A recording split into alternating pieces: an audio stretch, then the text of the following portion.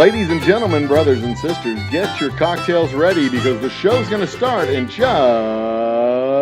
a few minutes.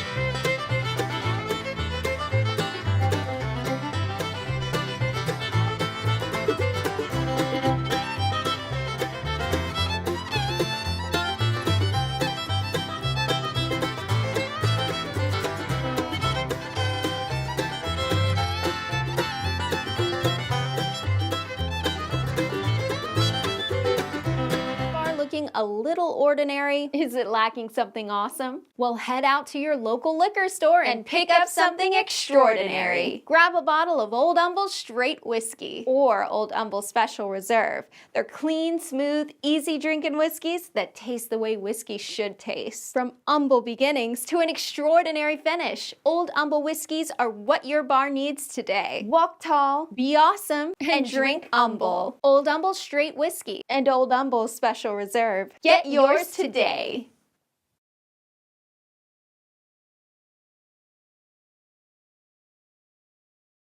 Come on, am I muted? Really? Get yours today, indeed, ladies and gentlemen. Oh, am I put together? Yeah, I'm fairly well put together. We're good. I've taken off my boots because, as tradition for our happy hours, I do these without shoes and socks on.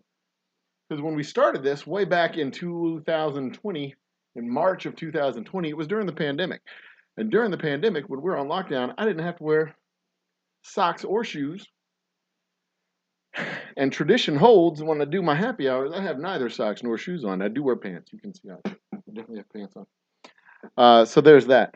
Welcome back to the Old Humble Distilling Company's happy hour, formerly known as the Quarantine Happy Hour. It is now just the happy hour.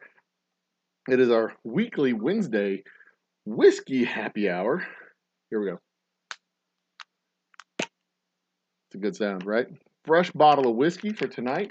I am drinking our Boomtown Bourbon, one of the last bottles for the half batch that came out in between November and December, ahead of the fourth batch that is being prepared during our 72-hour live stream next week. I guess 72 hours of live streams next week. It's not a solid block of 72 hours because that would be crazy. And I am many, many things, but I am not crazy. I am the Old Humble guy. Groom my beard real quick. Make sure I'm nice and properly put together here. Yep, okay. I'm many things, but I'm not crazy. I am the Old Humble guy. Maker and seller of fine, delicious whiskeys. Cheers to all you fine folks out there. There you go. Opening shot. Down the hatch. I make and sell delicious whiskeys. Our straight whiskey, Special Reserve, Double Oak Rye, Boomtown Bourbon. There it is. Boomtown Bourbon, Special Reserve, Double Oak Rye, and straight whiskey. I make those. They're delicious. I like them. Welcome to the party. Who's that in the party? Mike Carrier's in the house. Cheers, Mike. Welcome to the party. Thanks for joining me. And if you want merch, I've got a spring tea shop right. Let's see here. My perspective, it's right over there. Your perspective may be there, pinned down there. It's pinned in the comments. But we also, there is, and where is the link? Where is the damn link? I got to go find the link. I'm going to post the link. If you're local to Humble, local to the Houston area, and you want a Old Humble Square, where is it? Legendary Boomtown Bourbon pre-sale registration. There it is. If you want to reserve your bottle of Boomtown Bourbon for pre-sale, you can get a golden ticket for $10. That will reserve your bottle. It's strictly for local pickup, though. You got to come to the distillery and actually pick it up. That on the 27th or 28th, that $10 will go towards the price of the bottle, which is a $60 bottle of bourbon. Or if you want me to hold it to the end of February, I'll hold it till the 28th, and that $10 holds that bottle until the 28th. and ensures that I don't sell it to somebody else who walks up, or my distributor who's banging on my damn door right now, demanding that I give them as much as I possibly can. And I keep telling them, chill out, baby. My people get dibs. My people got dibs on my whiskey. I'm using a Death Star ball of ice tonight. It is a cloudy ball of ice because I don't care about clear ice. And I've said this a trillion times, and I will continue to say it. If the ice is the most important part of your drink, you are serving the wrong drinks, my friends. You are serving the wrong drinks. If the ice is the most important part of your drink, you are serving the wrong drinks. Make better drinks. Nobody should ever look at your glass and go, wow, that ice is really the best thing you've got there. They should take a sip and go, wow, that's pretty fucking awesome. That is pretty fucking awesome.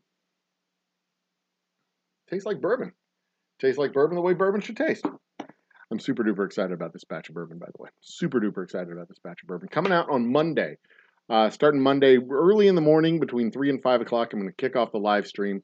We're going to go roughly 72 hours, somewhere between 65 and 72 hours. I doubt I'm going to hit the full 72-hour mark, but if I got to mop up some time on the weekend, I'll mop up some time on the weekend. But I'm going to do all the bottling, unbarreling, filtering, bottling, corking, sealing, labeling over the course of 4 days for 180 bottles of whiskey. Y'all can be along for the ride. We're going to do all the stuff. I got some other projects that I want to do around the distillery. I've got some painting that I want to get done. Artsy fartsy painting, not just like painting the walls and stuff like that, not just distillery projects, but like art projects. Some acrylic pours and stuff like that I want to do. I've also got some new things coming to the channel. If you haven't noticed, over the last 3 weeks, I've been posting up videos to our uploaded video segments where we've got 2 to 5 minute videos that I've posted up. We've talked about clear ice. We've talked about decanters. We've talked about hacks to make the clear ice. I've talked about types. I think I've talked about types of whiskeys. I've talked about all kinds of stuff in our Let's Talk About series. And I'm posting up roughly 2 of those a week. I didn't post the one up yesterday, but I'll post up one tomorrow and then one on Friday. I'm posting up roughly 2 a week, so I may only have one this week, but I'm working on it, trying, chill out. I got a whole live stream that I'm preparing for, and we're moving in a whole person. Mad props to our new subscribers. If you are new here, I do appreciate you coming to join the party. Thank you. There it is. Thank you very much for being a part of this community and all that stuff. In fact, this is my favorite part. I'm going to hide it, and I'm going to bring it back. Voop. There it comes. Cheating! It's actually 1,500. I think it's 115. It might be 1560 right now. Exactly. Let me check. Is it 1560 exactly? Is that the exact number? Show me 66. 1566 is the exact number. So thank you everybody for subscribing and being a part of this community and helping to support us. We are deep into my Project 360. We blew away the Project 100K last year. Now I'm working on Project 360. This month I've made tremendous amount of progress towards the 360-hour goal. Next month we should not only meet the 360-hour goal, but just surpass it and blow it away in all kinds of different metrics. I've got a couple of things planned for a Sunday evening forum format show, a newsy type of current events type of boozy type of thing. I think it'll be fun. I think it'll be a fun show to talk about, a fun show to do, and we're going to have more than just me. I think I might actually re-up my StreamYard subscription, have 3 or 4 people up on the panel. We'll talk about things, but we'll keep it under control. It's not going to be a madcap free-for-all. We'll be classy, because that's what we do. We're classy. Everybody have a nice drink in their hand. We'll talk about things. Keep it all nice and classy. We won't Jerry Springer it. Okay, so what's next? What else do I have to talk about as far as housekeeping? I think that's everything. I really do think that's everything. I mean, the big thing coming up is next week where we do the packaging and everything over the set. Oh, Wednesday night is when we have our guests, our streamed in guests. We have Alyssa Kopinski, uh, Joe from Square Table Degenerates. I've got my cigar guy from Hereford Cigars. We've got head of HOC Studios, head of Cinema Studios, coming in to talk about a special edition label release in April. We've got Sideshow Talk from Jeff with a G. We've got Scabs the Clown coming to join us. Who else do we have? Slade Ham, Rob Mungle, um, possibly Jerry Wayne Longmire, possibly representatives from the Houston Whiskey or Humble Whiskey Club, possibly our science advisor, Tanya. Who else do I have on the list right now? We were trying to get Safety Doc, but he's otherwise occupied. And also, yeah, I mean that's a full house for Wednesday night show. We've got some drop-ins on Tuesday. We've got some drop-ins coming live on Tuesday, some drop-ins coming live on Thursday, and possibly drop-ins coming live on Monday too. So it's going to be a full-on dope-ass extravaganza, fun, and oh, Mike, you're going to love the other guys. Alyssa Kopinski is an actress from the big screen and small screen. Ray Watson from Hereford Cigars. You don't know that guy, but he makes cigars here in the Houston area and sells those cigars. Great guy. Runs his own channel over there on Hereford Cigars, and he did interview one whiskey guy for his podcast, so you can see his shows. HEREFORD cigars. HEREFORD cigars. Slade Ham is a local comedian, funny as hell. Scabs the Clown is a local sideshow performer, also and burlesque performer, funny as hell, great guy. As is Jeff with a G. He's a formerly local sideshow and stage performer. He's now in Brooklyn, performing in New York City like a fucking boss. Rob Mungle is a voice actor and local comedian and chef extraordinaire. These guys, a lot of them are local. A lot of them are off the internet. It's harder than you might think to get other channel people to join you for a thing. But no, not Sideshow Bob. It's Sideshow Jeff. Uh,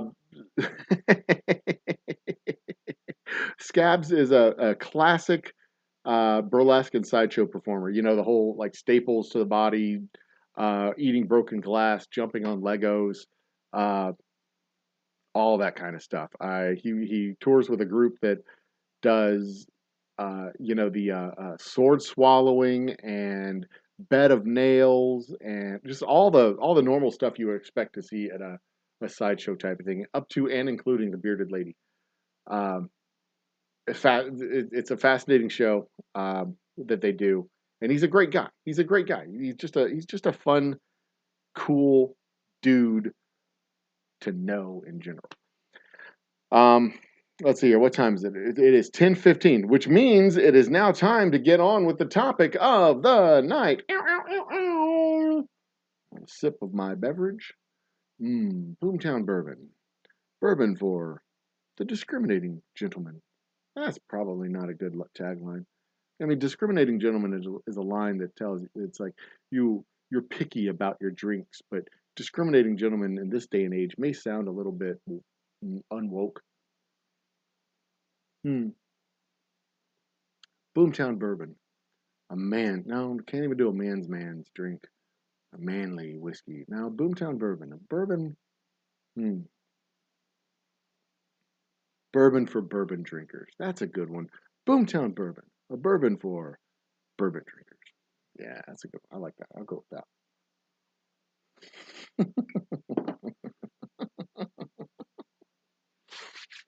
I may smoke the next glass. That'll be interesting. It'll be interesting and fun. All right, I'm mumbling to myself. I'm sorry. I'm involved in my own thoughts over here. The topic of the night has been, and will continue to be, who is the next? Nope, not that one. Who is the next world power going to be? We've got several candidates. We've got China, European Union, India, Russia, the East African Confederation, and of course the United States of America, the current reigning global superpower. So who will it be? Well, let's go down the candidates. Let's talk about it. First candidate on the, I mean, everybody talks about China, right? China, the next great. Let's go with Russia, the last great other superpower to the United States. Russia is facing a population collapse, a repeated, I mean, a population collapse due to the World War II echoes, compounding to the financial collapse in the 90s. So what happened in World War II is they basically lost a generation of men. 25 million or something like that men lost to the war, and this population gap has echoed through their population tree every 20 something years. Every generation has seen the echoes of this population gap from World War II. They're in the midst of that again, but also with their financial collapse, their political dysfunction, and general kleptocracy, that they have they have fewer than 150 million people now, or right about 150 million people in their population. They've gone from something close to 225 million down to about 150 million over the course of the last 20 years. They are losing financial influence. They've never had cultural influence in the world, and they're losing what cultural influence they had in Eastern Europe and Central Asia, losing that cultural influence to the other to China and India. They are not going to be another. They will never regain their superpower status. They have the nukes, and it's debatable whether or not their nukes work. They have the Navy. It's debatable whether or not their Navy is useful. They are showing quite clearly that they are not competent as far as the military power goes. They're not a political power. They're not a financial power. They're not going to be the bipolar, the second pole to the superpower world. They're not even going to be one of the major influencing powers of the G20 or G10 or G5 anymore for the foreseeable future. So Russia's out. That's not going to be Russia. We can mark that off the list. Not Russia. India. Oh, hang on. China. China's next. China is in the midst of a population collapse as well. They currently have a population of about 1.5 billion, and it's projected that by 2050, their population is going to be right around 750 million, 750 million.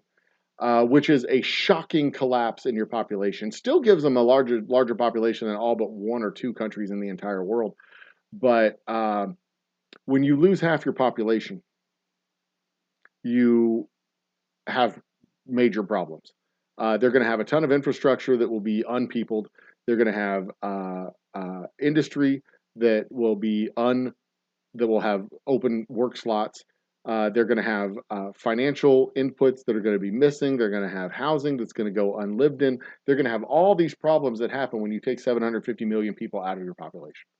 That's going to be a big deal. If they do not significantly overhaul their economy to do automation, robotics, automation, all the stuff that's going to be needed to fill the gaps of 750 million people, then they're gonna be completely up shit creek. And they had the chance. See, they had this chance. Like they were in the 1990s, they were moving towards this capitalistic, hybrid, capitalistic, communistic, free market investment with a command economy type of hybrid thing. But in the last 10 years, they went in an entirely different direction. They consolidated power under Xi Jinping, I believe is the current Xi Jinping. Yeah, they consolidated power, so they don't have any alternative factions. They don't have any alternate voices. It's a single voice, single man dictatorship, basically under a command economy with tremendous amount of outside investment, but not a whole lot of outside innovation. They're not raising people who think, they're raising people who do what they're told. and they're cracking down on innovation. They're cracking down on free thought. They're cracking down on development, and in fact, and that affects their culture. Without being a cultural superpower, they're not going to be able to. That's one of the one of the three parts of being a global superpower. Your economic superpower, your cultural superpower, and your I'm sorry, four parts: political superpower, and you have the ability to project military power all over the world. They're a financial superpower, but that financial power is dwindling because uh, uh, they're losing population faster than anybody else on the planet. As a political superpower, they have regional influence, but they do not have global influence the way they would otherwise have if they were a more innovative economically. They are building their Silk Road belt around the world, whatever. But that is a vehicle for investment, but not a vehicle for cultural or political superiority. They do not have the ability to project power around the world, and if they try to upgrade that, they're going to run into another strategic superpower, which just so happens to be um, in place around the world with their bases, one United States of America, and finally, uh, they don't have the culture. They're not able to project the culture around the world because they don't have the innovative free thought and freedom to create the way a free society has that freedom to create. Um, that's one of the reasons why the Soviets never had a tremendous amount of cultural influence outside of Eastern Europe, because their stuff kind of sucked compared to the free thought and free expression and free development of culture and art in the West. Now, they had great music, great symphonies, but the great music and great symphonies weren't exactly a vehicle for people to say, yeah, these guys suck. Our government's bad. We could do better. Here's great ideas for the whole world. Um, cheers, Mr. Jiggs. Welcome to the party. So that rules out China. That rules out Russia. We've got China and Russia. They're not going to be the next superpowers. European Union. That leaves European Union, India, East African Confederation, and the United States of America.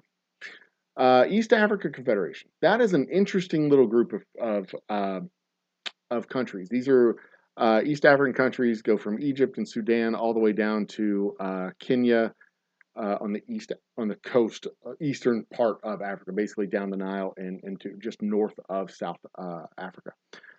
They constitute about a quarter of the population of all of Africa, about 500 something million people. A tremendous block of economic activity and economic potential. They have a tremendous amount of resources, uh, and it's in the early stages. This is something that's kind of been coming together since the mid to late '90s. Um, it's an idea that's beginning to coalesce, kind of in the early stages, the way the EU was back in the '70s. Um, it's going to be interesting to see how it can grow because the one thing they don't have is capital. They have a bunch of foreign companies that have invested in that area for in extractive industries, but not a lot of industries that are creating value adds locally. So the East African Confederation could be a really big powerhouse potentially, but they've got to figure out a way to keep that investment inside the borders and really tamp down on the kleptocracy and uh, uh, literal government theft that's taking that capital away from investment back into the population, investment back into the infrastructure of those countries, and putting it in the pockets of the people running those countries. So that's an interesting region right there. It's got the potential for a tremendous amount of uh, cultural export, a tremendous amount of resource export, a tremendous amount of population. But the big question is whether or not they're ever going to have the political capital and economic capital to really be able to grow inside their own borders and build up that infrastructure. That's going to be an interesting thing to see over the next 50 years. I don't know. I don't have a crystal ball. I don't know how that's going to work out. India, India is a great I mean, there's the European Union, India, and the United States. Those are the three that are left from my original list. I don't see Brazil or Australia or any of these other guys. European Union, largest block of countries, a largest block of independent states outside of the United States. They've got about a half million, 400 million to a half billion people in that block of states. If you count Ukraine, Latvia, or not Latvia, but Finland, Norway, Sweden, Ukraine, that whole block, literally bordering in and pinning in Russia on their western border rather. It is a huge block of economic innovation, cultural export, cultural development, political heft. They've got a tremendous amount of political heft, and they're able to project military power all across the globe. The biggest question mark when it comes to the European Union is whether or not they have the will to be a global superpower that projects that power around the world, and whether or not they have the will to be a counterbalance to the United States. The biggest challenge for the European Union in becoming a global superpower is that they work with the United States so well. Their interests and the United States interests mesh together very well. So they're de facto a global superpower along with the United States, but by themselves they're not. Mostly because their military investment is United States' military. Um, and that's great because we'll build the military, they build the market for us to export our shit to. That's kind of how it works. Um, so it's I mean they could be, but they could only be the next counterbalance to the United States if they choose to be a rival to the United States. And if they choose to be a rival to the United States, it blows up the entire alliance between the United States and Europe. So I kind of discount the idea of the European Union being a superpower on their own, which leaves the United States and India. So let's talk about India. India has 1 billion people and change. I think they're just above 1 billion. China's at 1.5, and they're falling fast. China's at 1 billion, and they're going, they're rising. They're industrializing.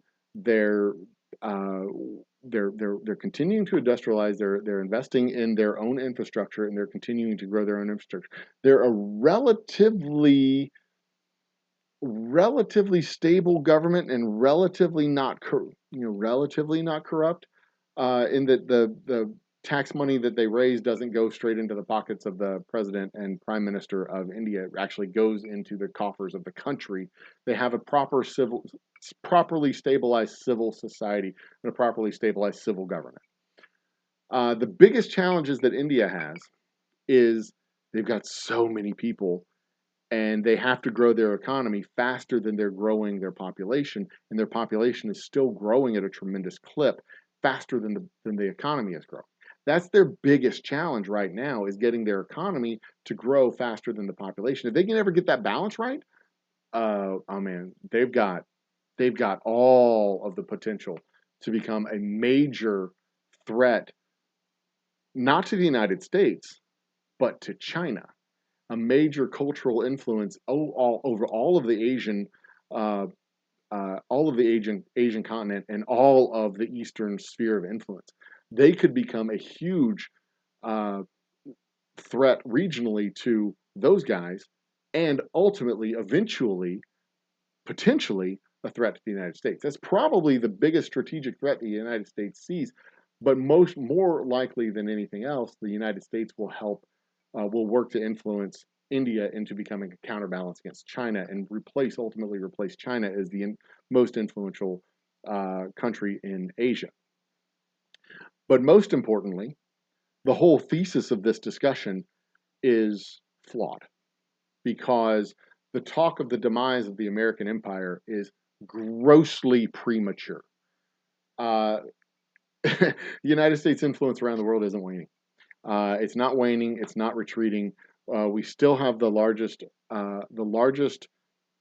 most dynamic. Well, we don't have the largest economy. China has the largest economy, but their economy is shrinking. We have the most dynamic economy, the most dynamic cultural influence. Our cultural exports are greater than anybody else's all around the globe. Um, the dollar is the universal coin for trade and barter all around the world. Uh, the decline of the American experiment is total to borrow a proper economic term from economists over at the World Review, total horseshit. The next great global superpower is still going to be the United States. When Russia falls to the side and China falls to the side, the United States is still going to be there. We're going to watch. We were there when the Soviet Union fell. We're going to be there when Russia collapses. We're going to be there when China collapses. We were there when Germany collapsed. We were there when we caused Germany's collapse. We were there when we caused Japan's collapse. When the dust finally settles, we'll still be there. And that's ultimately that's what it's going to be. That's what's going to happen.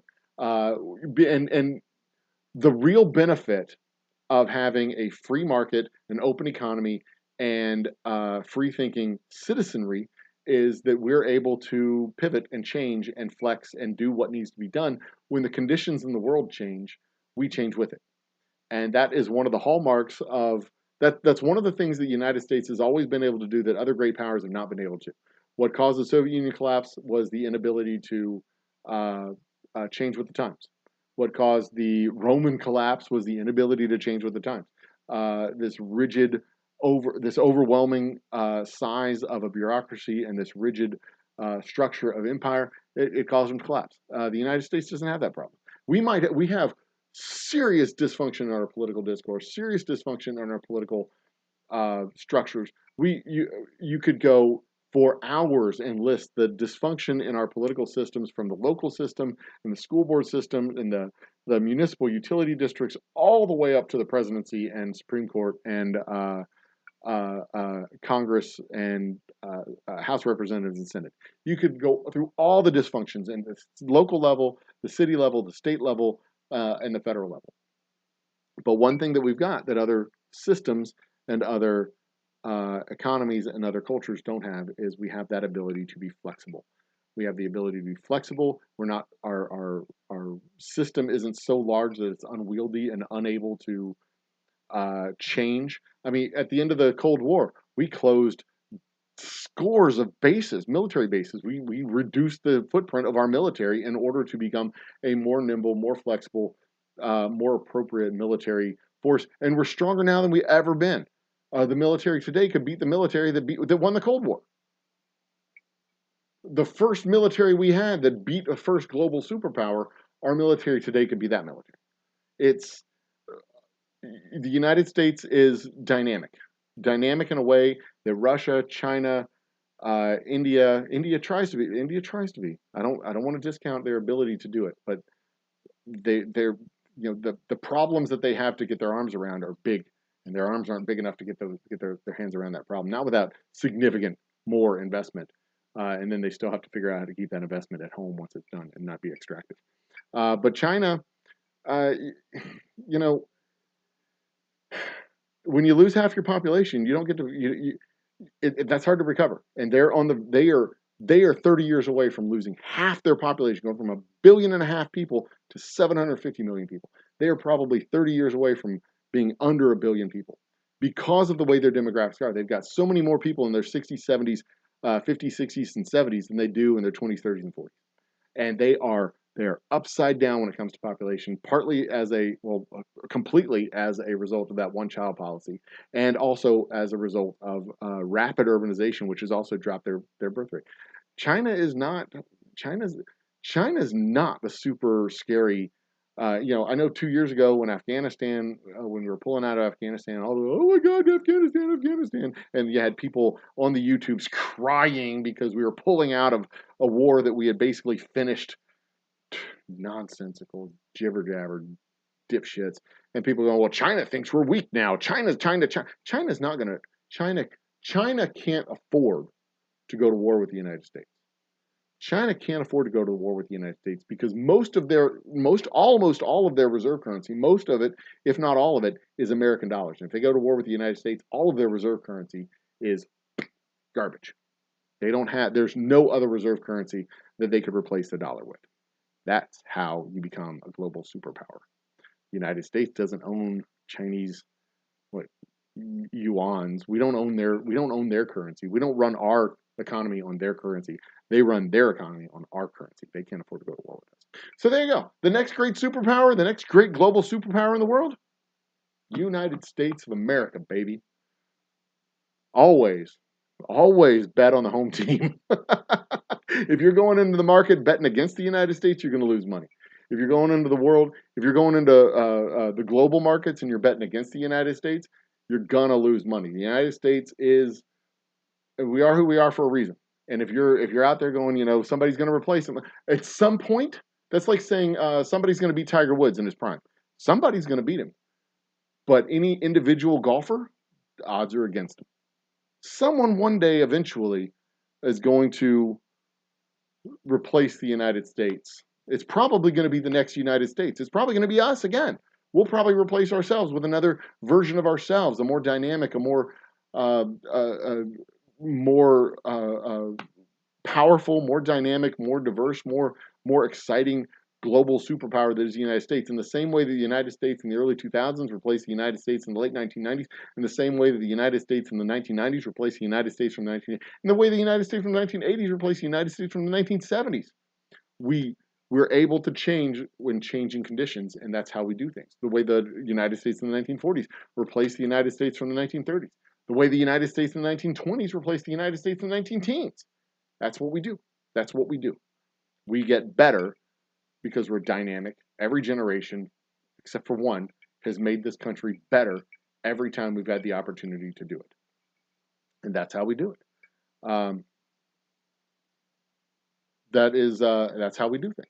That we are the United States. And if you bet against the United States, you're going to lose money. But let's call it a chat, and let's go to the next page. Opening up chat. Where are we? Boop. Let's go to chat, and I'm going to scroll back up to where I remember seeing the last comment. I see Mr. Jiggs there, scrolling. Oh, okay, Sideshow Bob. I remember this. Boom. Okay. So let's get on with it. I fucking have the Chinese flag. I'm going to move me up a little bit. Cover up the stupid Chinese flag. There we go. Move this over.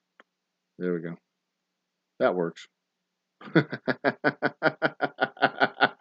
I'm petty. Yeah, I'm petty. P-E to the T. Okay. Shaking my magic 8-ball. That's what she said.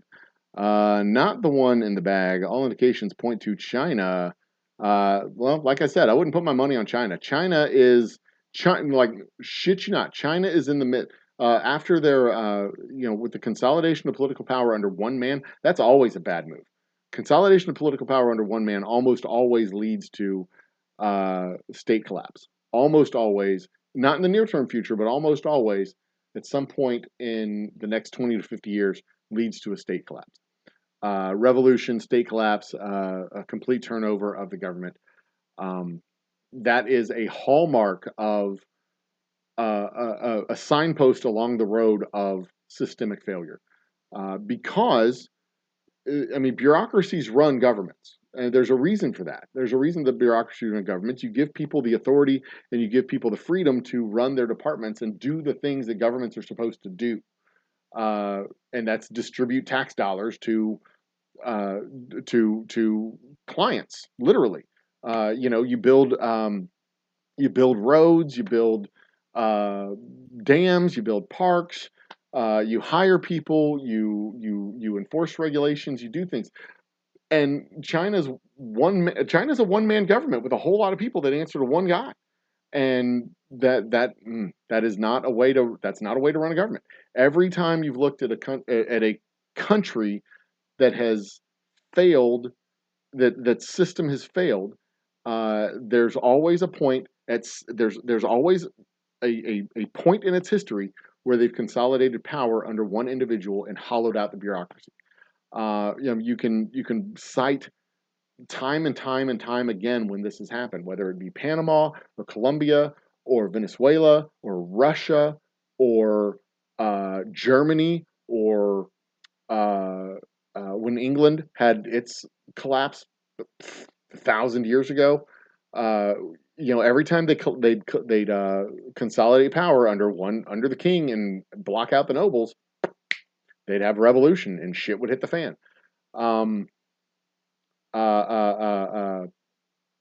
hell, here in the United States in the last, under the previous administration, when you had acting secretaries and acting heads of departments, and shit was just getting completely upside down. Look at how well that ended for them. Haiti, Cuba, uh, not Gibraltar, Grenada. I mean, you just go. I mean, mostly. I mean, most of those cited are here in uh,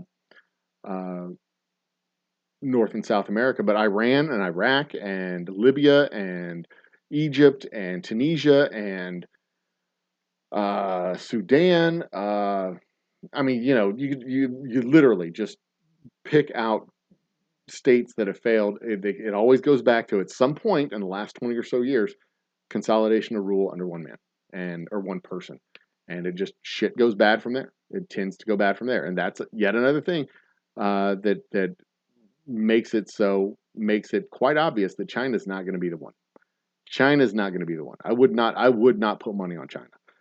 Uh, so cheers to Jigs. Jigs is in the house.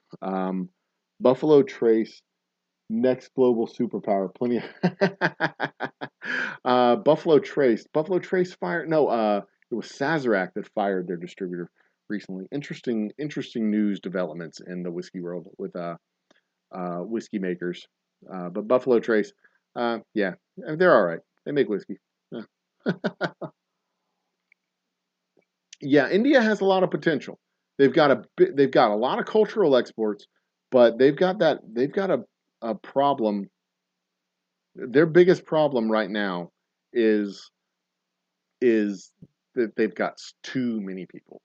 Their population is outgrowing their economy and continues to outgrow their economy. They really do need to get the growth of their population under control in order to grow their economy faster than their population, so that they can adequately invest in the infrastructure to raise people um, out of the depths of poverty, because that country is so impoverished. They need to be able to, have food security and all the other stuff that needs to be done for a to become a superpower that they just can't do. It's a real challenge, because you've got so many people that you have to provide services for, and they can't afford to provide services to those people. Between water and uh, food distribution, building the infrastructure to allow for food distribution so that people can eat. Education, primary education, secondary education, tertiary education, housing for everybody, plumbing, water, running water, sewage for people. These are basic government services that they don't have enough money to provide it to all the people, and they keep getting more people faster than they get more money. They're in that death spiral that you get in on SimCity. Very big. That's the biggest challenge for them right now. Penguins pull together and Antarctica becomes the next big superpower. I mean, there's nobody in Antarctica. It could be. I mean, as far as we know, there's some evil scientist who's built nuclear weapons down in Antarctica, and they're in a silo underneath the ice. China's playing chess. We're playing checkers for decades. Politics is just a facade to distract from what's really happening behind the scenes. I People keep saying that about China, but looking at the demographics in China, looking at the economics in China, I think we give them way more credit than they deserve. I don't think they're playing chess at all. I think they're playing chess the way a pigeon plays chess, and that they just kick over the pieces, shit on the board, and strut around like they've done something. They're they're not. They're building systems that they don't have the population to sustain. I I don't. I mean, people give them way more credit than they deserve. Um, I don't think they're playing chess at all. Um, Documents info out there classified. President, leader of the free world, can't even see. So who's actually running the? Yeah, that's. I, I mean, there are documents that are eyes only, but the president has access to literally all of that stuff. So I doubt that. I doubt it. I hear that sometimes, but I doubt it. At the same time, like, yeah, that doesn't check out to me. I don't buy it. And I also don't buy that we have a shadow government. I don't believe that at all. We have a bureaucracy that that keeps the lights on and keeps things running.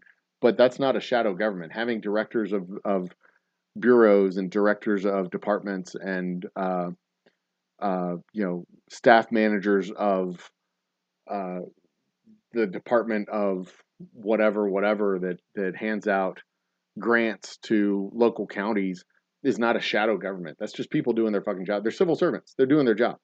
That's like saying the postal service is an army, uh, an army of mail carriers. They're not. They're civil servants doing their job. That's it. They're just doing their job. It's not a shadow government. It's just a bureaucracy that works. Um, oh shit! Yeah, I've got to give an update on the kangaroo fight.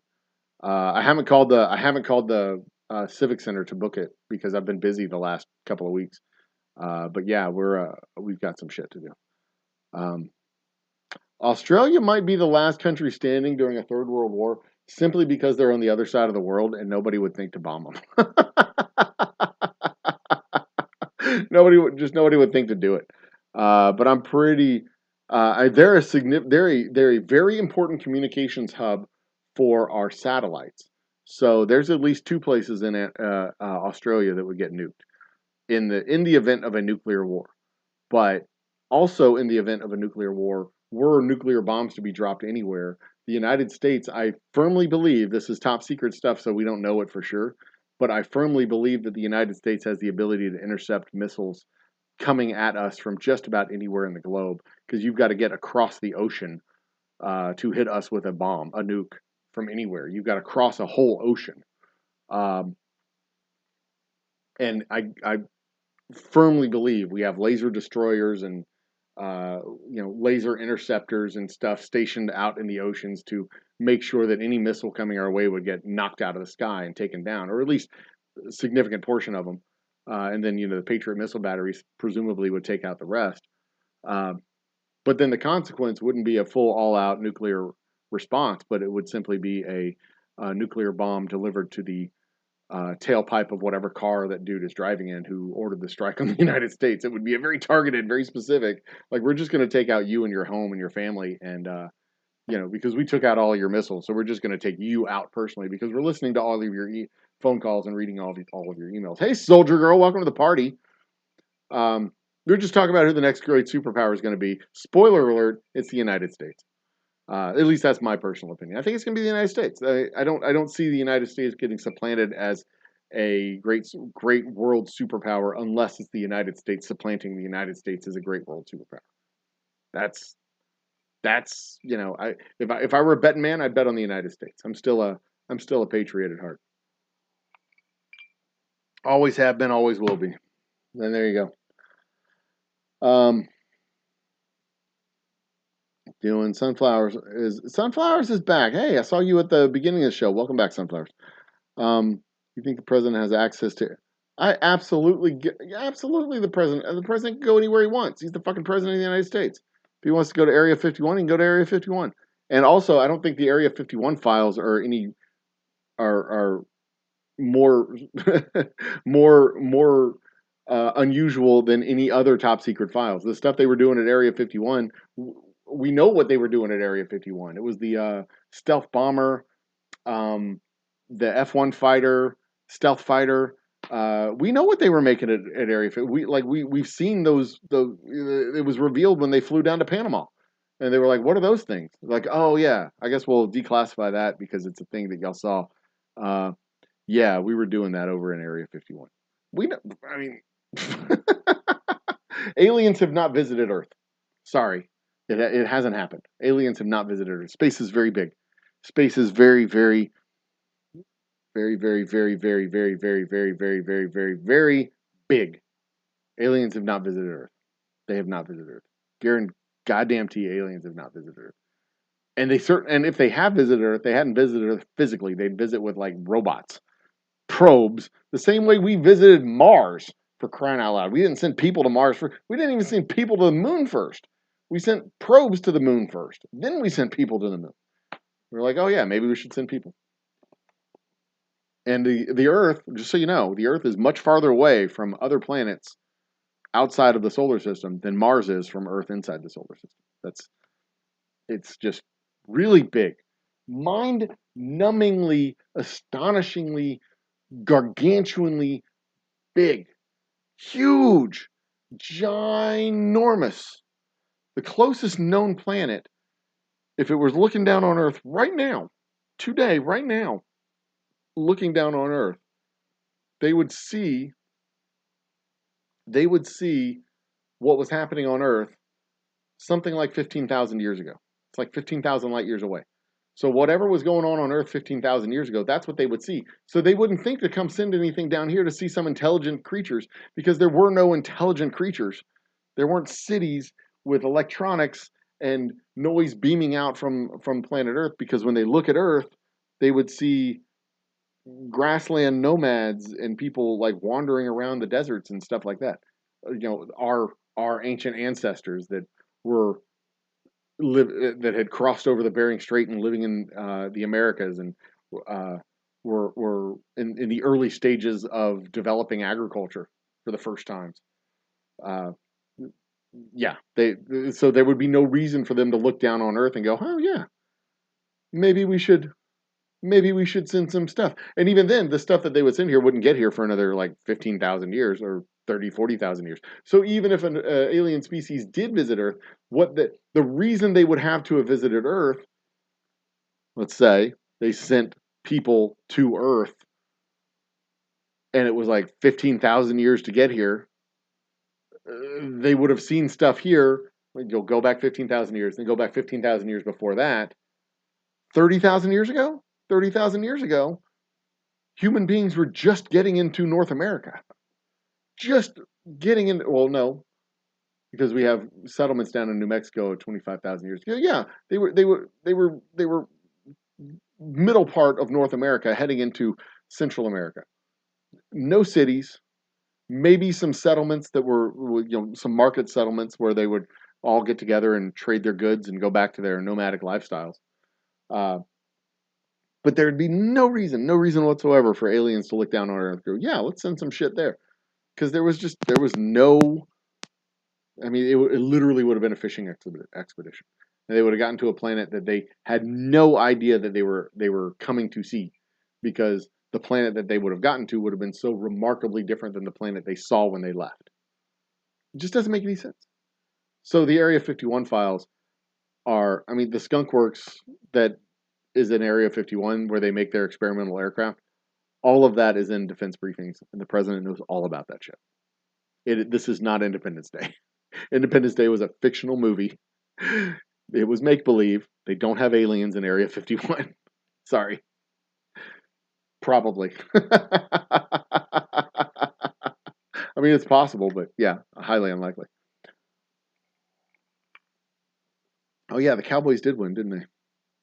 The Cowboys won. Good job for the Cowboys.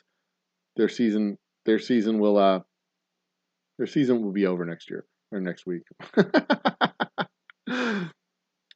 Just to let you know, love, we are a superpower. And ask me, oh, I know how you know we're a superpower. You carried the the stars and stripes on your shoulder. I know how we're a superpower. But all the things that make us a superpower are not going to go away. They're not going to go away anytime soon. Even if we do get our economic shit back under control, even if we do get our political shit back under control, even if we do, you know,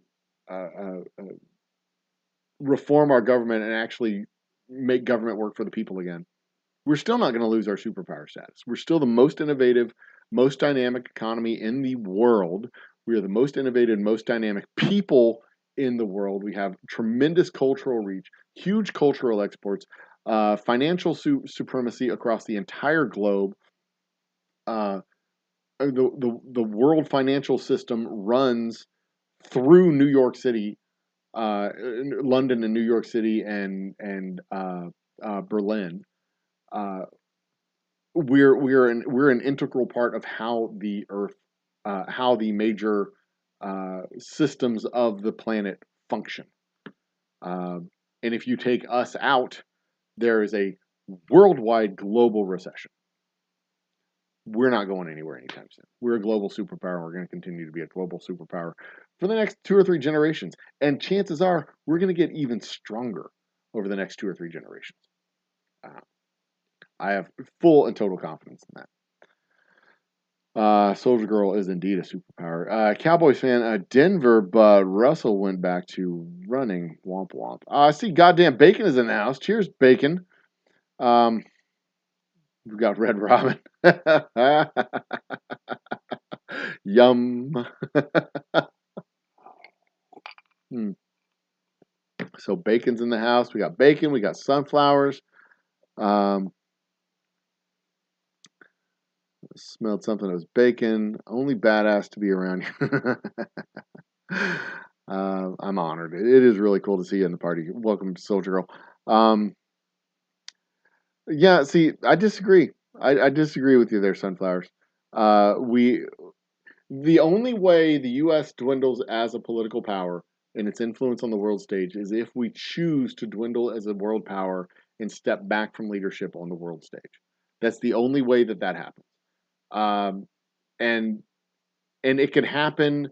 It can happen as a choice of policy by one guy.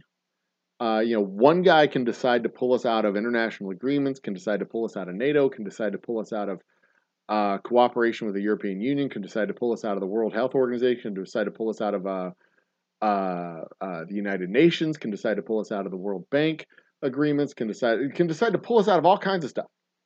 But all of that can be reversed and undone. And our integration with these organizations is so deep and so involved that it's not a simple matter of saying we're out. The timeline for withdrawal from these things is 2, 3, 4, 5, 7 years, depending on how it is. So it can't be just one guy's decision.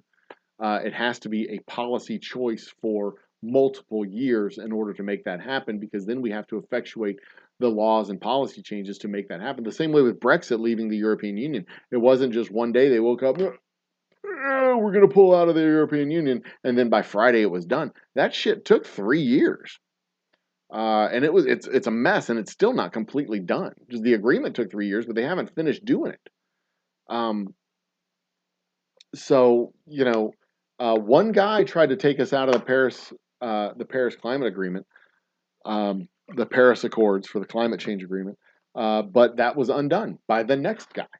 One guy was talking about removing us from NATO.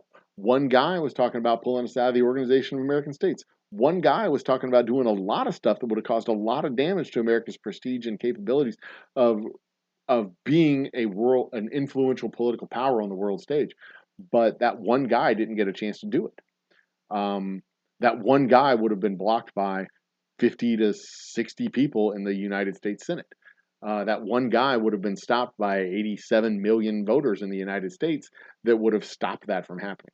So, it takes more than one guy just deciding by fiat that we're going to do things, because a lot of things takes a tremendous amount of policy change. It takes a tremendous amount of time to change the policy. One guy couldn't get us involved in a war in Iraq. One guy had to go on a very focused and engaged policy tour, to drum up enough support to get us involved in a second war in Iraq before that could even happen. That engagement in Operation Desert Just Cause, I think it was called Operation Just Cause, which is an ironic fucking name to invade a country. What's the operation? Oh, it's Just Cause. Anyway, the second Iraq War, that was not an overnight event. That was a buildup of 6 to 9 months. 6 to 9 months with a tremendous amount of involvement, a tremendous amount of effort, a tremendous amount of policy statements and policy speeches. That wasn't just a let's do it. That was a thing that took a long time to do, and it took a long time to undo after the fact. But it's things like that don't just happen. We're so dramatic changes in involvement and influence with international agreements and international connections takes a tremendous amount of time, a tremendous amount of effort, and a tremendous amount of policy change. So us dwindling as a world power can only happen by our choice. It's there's not like there's like things won't happen to to undo that unless we choose to let those things happen. And we have when our government is functioning properly, we have teams of people looking for threats around us to make sure that there's no single threat that rises to the point that um, that influence can be threatened. Uh, like take for example China. They have very smart people looking at China, looking at the conditions in China, and recognizing that they are on the verge of a population collapse. But those same very smart people, and while China was being ascendant, were working on policies to make sure that India would be a very good counterbalance against China. And the next great Asian superpower, definitely going to be India. India is going to replace China because all that investment that went into China, that they're not going to have enough people to fill the factories that do the things that we want to do in China. We're not going to be able to. We're not going to. We don't have the manpower in the United States to replace the manpower that they're going to lose in China. But you know who does have 750 million people that can replace the manpower that they're losing in China? That's right, India. They do have that many people, and we can that investment that was going into China can now go into India because they have the people.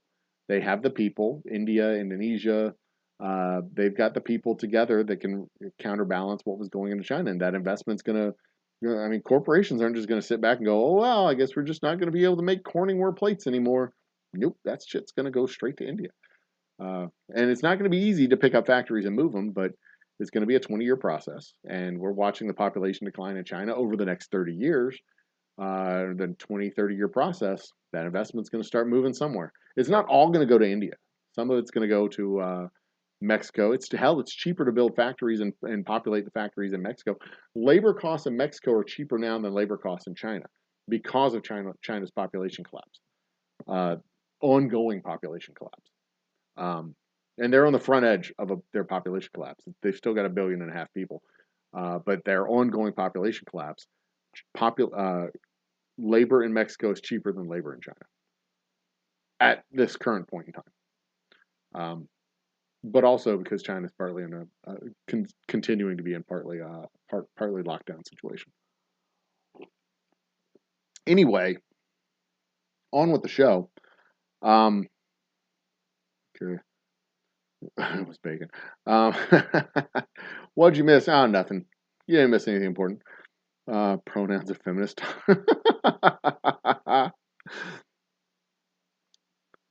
Oh no, I would not be surprised. Well, I mean, there's always a possibility I would be that we have stuff that's even bigger and badder than I think it is. Uh, but I mean, there's a reason we don't have universal health care. You know, out of the 22 carrier groups that are floating on the ocean, 11 of them are ours. I mean, we can eliminate small countries pretty effectively, and that's not just the carrier groups. We're talking about the submarines off the coast of places. We've got a larger nuclear arsenal in our submarines than most countries have on land. Like the second largest nuclear arsenal in the world is in our submarines. That's fucking crazy. But you know, hey, welcome to the United States. And they're just sitting out there, just sitting there right under the ocean, waiting for the answer, for the call. And they say, do it. And they just,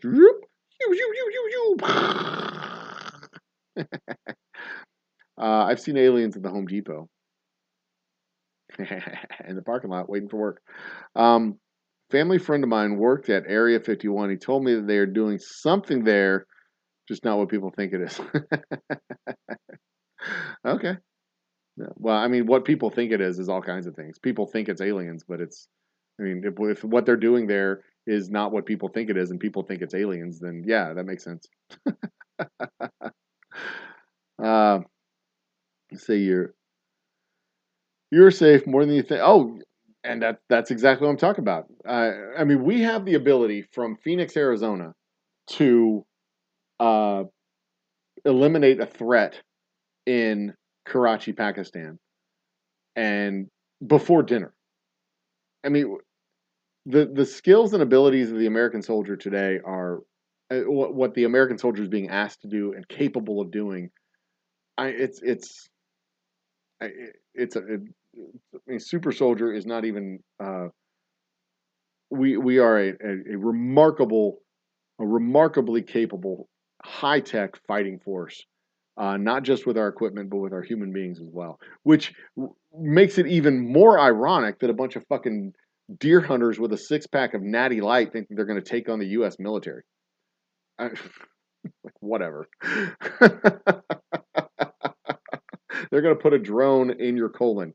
You're not taking on the American military. You fucking dinglings.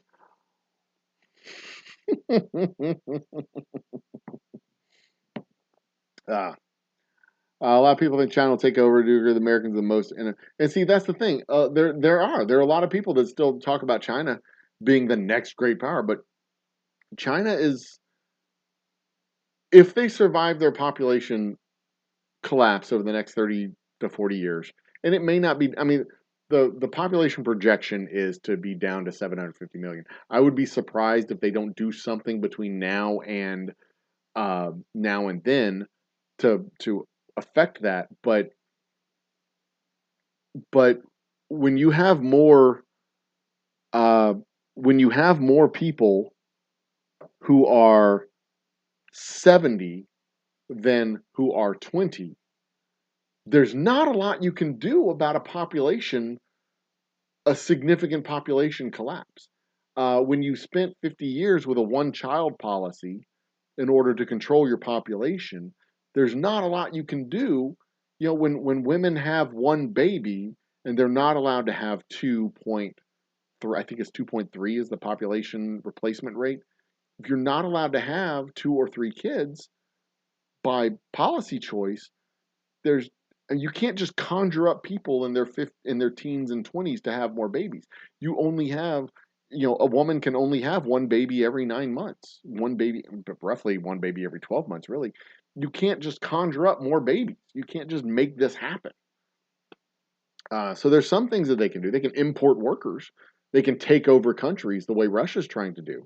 Well, one of the reasons why Russia wanted Ukraine, because Ukraine had people, and they wanted to absorb that population in. But so they can take over Tibet. They can, I don't know, take over uh, uh, other countries in the western frontier, maybe countries in their southern frontier. But I mean, that's not a that's not a long term solution. At some point, you've got to fix your demographics, and their demographics are seriously upside down and fucked. Seriously upside down and fucked. And when it comes to tax bases and growing economies and economic activity, you need people to do that. You need people to buy shit. You need people to sell shit. You need people to make shit.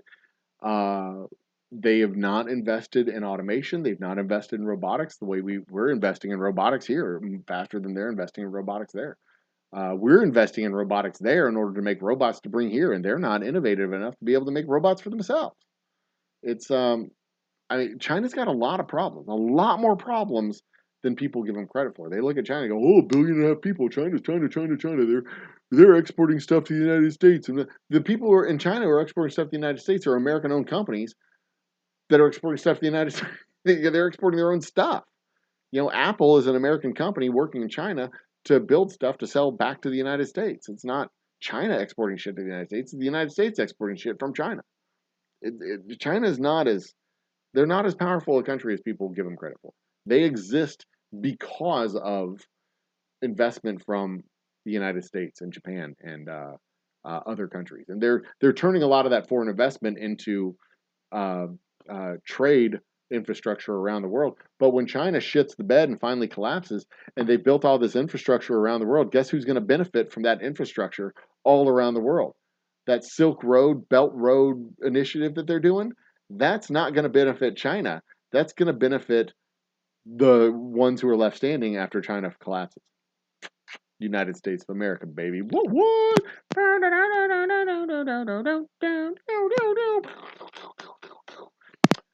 Okay, anyway.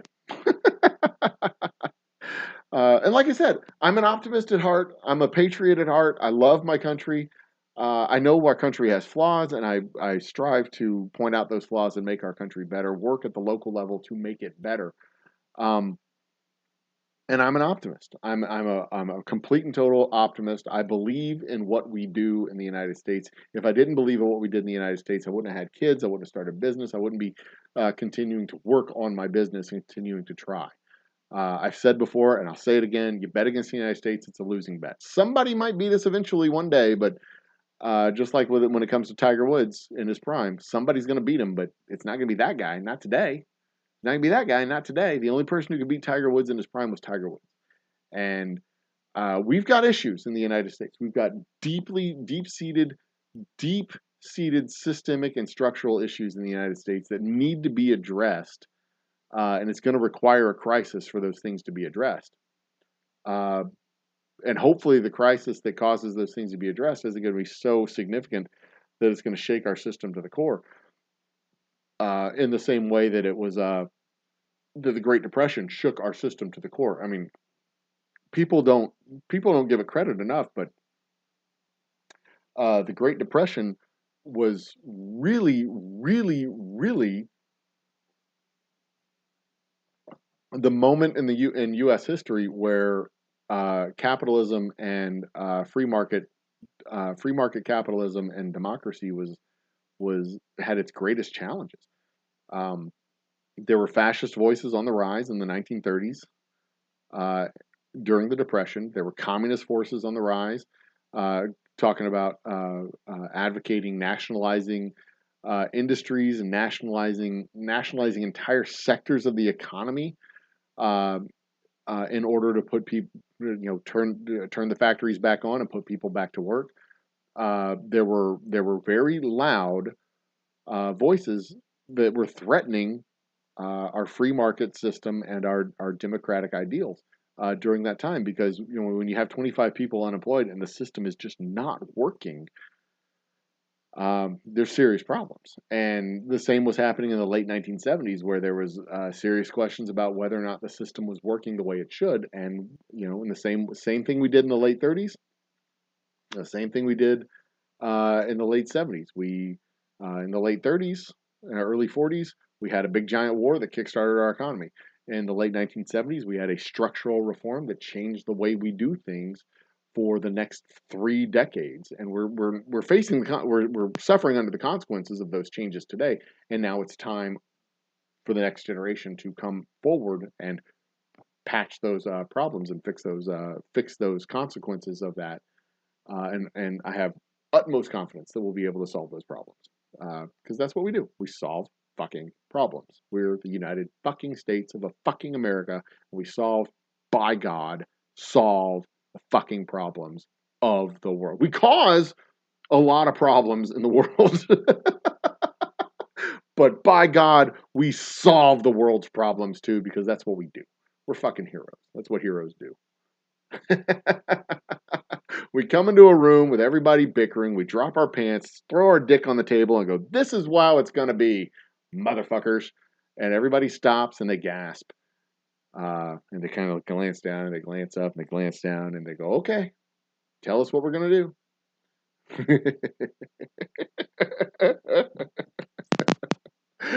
Oh, Lord, Lord, Lord, Lord, Lord.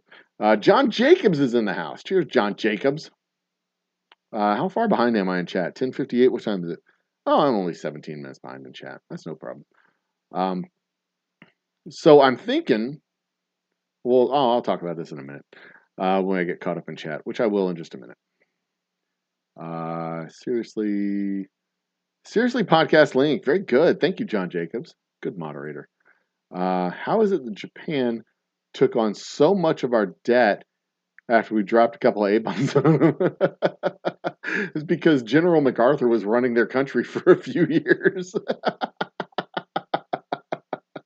That's kind of how, when the general who said drop the bomb who confirmed the order and did it, is running your country, you tend to take on the debt of your your conquerors.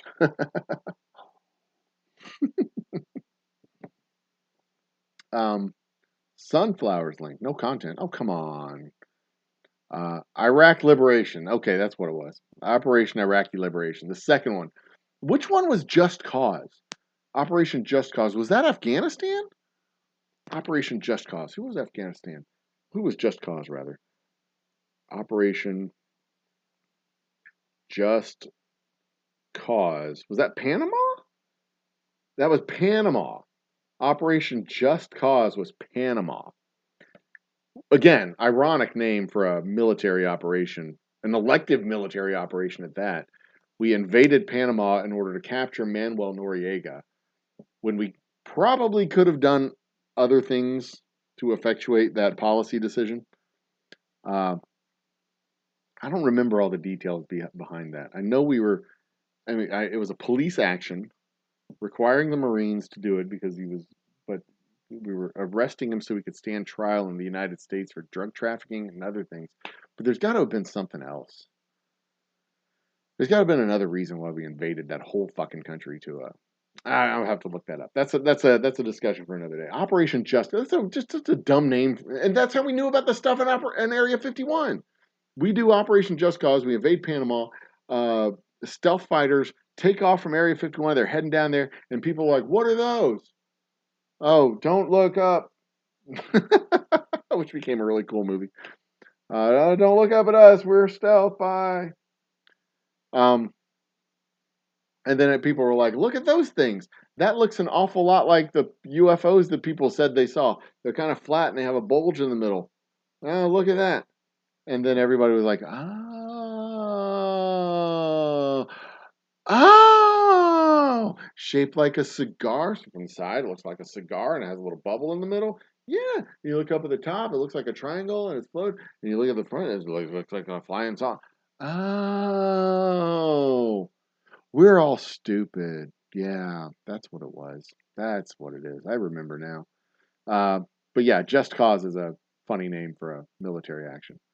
Like, what is the objective of this? What is the objectives of this military action? It's just cause.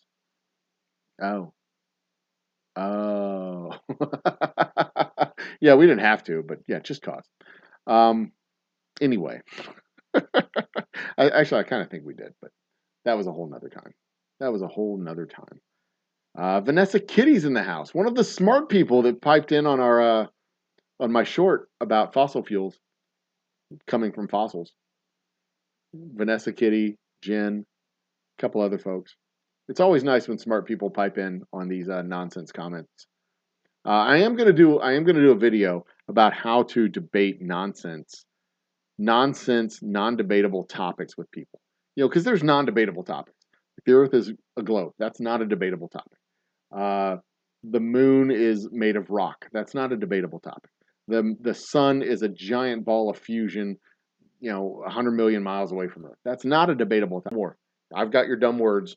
I'm putting them over here where you can't use them anymore. I'm going to put them in this cup right here. Here's all your dumb words. They go in this cup. And then we're going to put this over here upside down so that if when you want your dumb words back, you can get them back, but they're going to stay in here where they're safe, where your dumb words won't get out and make you sound dumb. They're just going to be right here, safe and sound, so that you don't sound dumb. They're going to be right here where nobody can hear them, and they won't hurt you. Right here, safe and sound. There we go. Right there. Fucking idiot.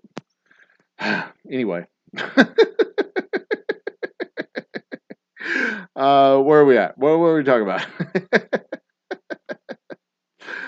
Oh, goodness gracious. The internet is full of idiots. I love it. I love it. I really do. It's full of wonderful people too. And some of the idiots are wonderful people, but they're a never-ending font of entertainment. Sometimes exasperation, but definitely entertainment. Mike Carrier. Did I say hi to Mike Carrier? Yeah, I've said hi to Mike Carrier. Uh, John and Mike, and the newest Columbia class still being what? Newest Columbia? Oh, the aircraft carrier. Right. I thought they were all the Gerald Ford. I thought the newest class of carriers was the Gerald Ford class of carriers. Uh, but I thought that. But if they're Columbia class, that's cool. What makes the USA a superpower? Well, financial, financial superiority. I mean, we're not the. I mean, actually, we probably are the finan. Yeah, I mean, we're the uh, currency. The international reserve currency is the U.S. dollar. It is the greatest, most widespread, most stable currency in the entire world, and it's used as reserve currency in most countries around the world. So that's one. Cultural exports, music, movies, comedy, uh, commentary, all the stuff that we do.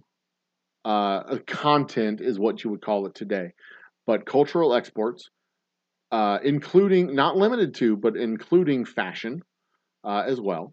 That's another part of our global superiority, global superpower status. Military superiority, military superpower status. We are head and shoulders beyond the next 10 possible uh, uh, challengers for our military superiority. So there's financial, cultural, military, and political influence all around the world. Political influence all around the world. When a United States ambassador, United States secretary, whether Secretary of Defense, Secretary of State, Secretary of Treasury, Secretary of Agriculture, whoever, if a U.S. official comes to your country, that individual is greeted as a very important person, a VIP.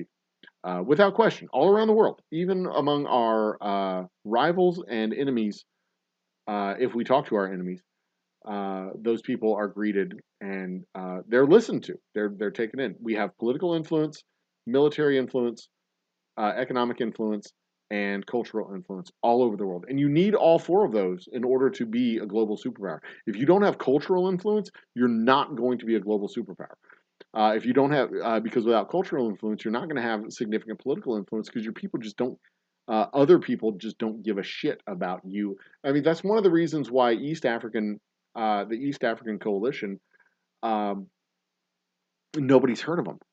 Nobody's heard of them because they don't have significant cultural influence. That's one of the reasons why China is not a major, uh, not really a major superpower right now because they just don't have a tremendous. They have some cultural influence, but they don't have a tremendous amount of cultural. Their cultural influence in the United States is not nearly as great as the United States' cultural influence in China. United States' cultural influence in China is greater than China's cultural influence in the United States. And that's a significant factor. That's why the United States is. That's why Japan isn't as great an influence in the United States as United States is in Japan. United States' cultural influence in Japan is greater than Japan's cultural influence in the United States. Britain's cultural influence all around the world was huge for centuries until eventually the American cultural influence supplanted it. And you can see that with the popularity of cricket all around the world in former British colonies. Uh, but where there weren't British colonies, they play baseball. They play soccer, but that's not because of Britain. They play soccer because soccer is an international sport. But they play baseball in Japan and China and all around the world. They play the American game, the truly all American game of baseball all around the world. Name a Chinese game that they, well, I guess Sudoku. No, that's Sudoku is Japanese. Is that Chinese or Japanese? Chinese, Japanese. Look at these dirty knees. Aha! See what I did there? Um, I don't remember. Anyway, but yeah, there you go. Ooh, I just heard my wife cough in the other room. I wonder if I can get her to bring me another bottle of ice. Can you? I'm gonna ask her real sweet and be nice. Can you please, pretty please, can you Bring me some ice. Another ball. I hope I got her before she went to bed. I heard her coughing in the other room. I could really use another piece of ice. She's gonna be mad. It's gonna be funny because if she went to bed, she'd be like, but that's what makes the U.S. still a superpower. We are still. I mean, our economic influence is worldwide, and even after we cease to have political influence and cultural influence, we'll still have military influence and we'll still have economic influence. The economic influence is going to last long past the political influence and cultural influence, and it's going to give us a chance to get our cultural and political influence back. Even if we wane as a political power by our own choice and withdraw from the political stage by our own choice, we'll still have a significant amount of time to reverse those actions with a new policy change and returning back to the world. So there you go. Nuclear subs run for 20 years without being refueled. It is really fucking awesome. They can be their own like little cities out there in the middle of the ocean for an entire generation. My love. Shh. Wife's in the house. Hi, baby. Y'all put your pants back on. How are you? Don't throw it at me. You're gonna miss me and you're gonna hit a bottle and it's gonna break. No. Why I didn't throw it. Ladies and gentlemen, the old humble gal. There it is. Here's her beautiful hand. Mwah. I love you, baby. I'm going to dye your hair blue tonight. She didn't say no. Look at that. A beautiful globe, a Death Star, chunk of ice. Come on, open up. Look at this little nub at the top. It's hovering. Ooh, that is not a moon. That's a space station. Space station. That's too big to be a space station. Whoop. I still had whiskey in that glass. I guess I need to clean up my mess real quick. I did not realize I had whiskey in my glass. I spilled alcohol all over the place. So I'm thinking about setting up a Sunday evening forum show where we have special guest contributors on Sunday evenings or Monday evenings.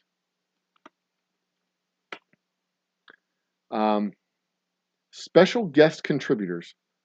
I think that'd be fun doing a, I don't know, 3-4 hour show with special contributors on a Sunday morning or Sunday evening forum. We'll start with it. We'll have a couple of topics that I'll have kind of in my pocket. We'll go through StreamYard. We'll do it. I think that'd be fun. Different commentary, different points of view, different perspectives. I think that'd be fun. Anyway, so we'll talk. We'll float that idea out there. I'll put that idea out there and see if we can get some regular fine folks to join us on a regular basis. Amazon is laying off workers. Microsoft announced 10,000. What was it? 5% of its workforce, 10,000 employees that they're laying off today. What missile types from nuke warheads and how many targetable warheads on each missile? That is beyond my pay grade. I don't know the specific answer to that question.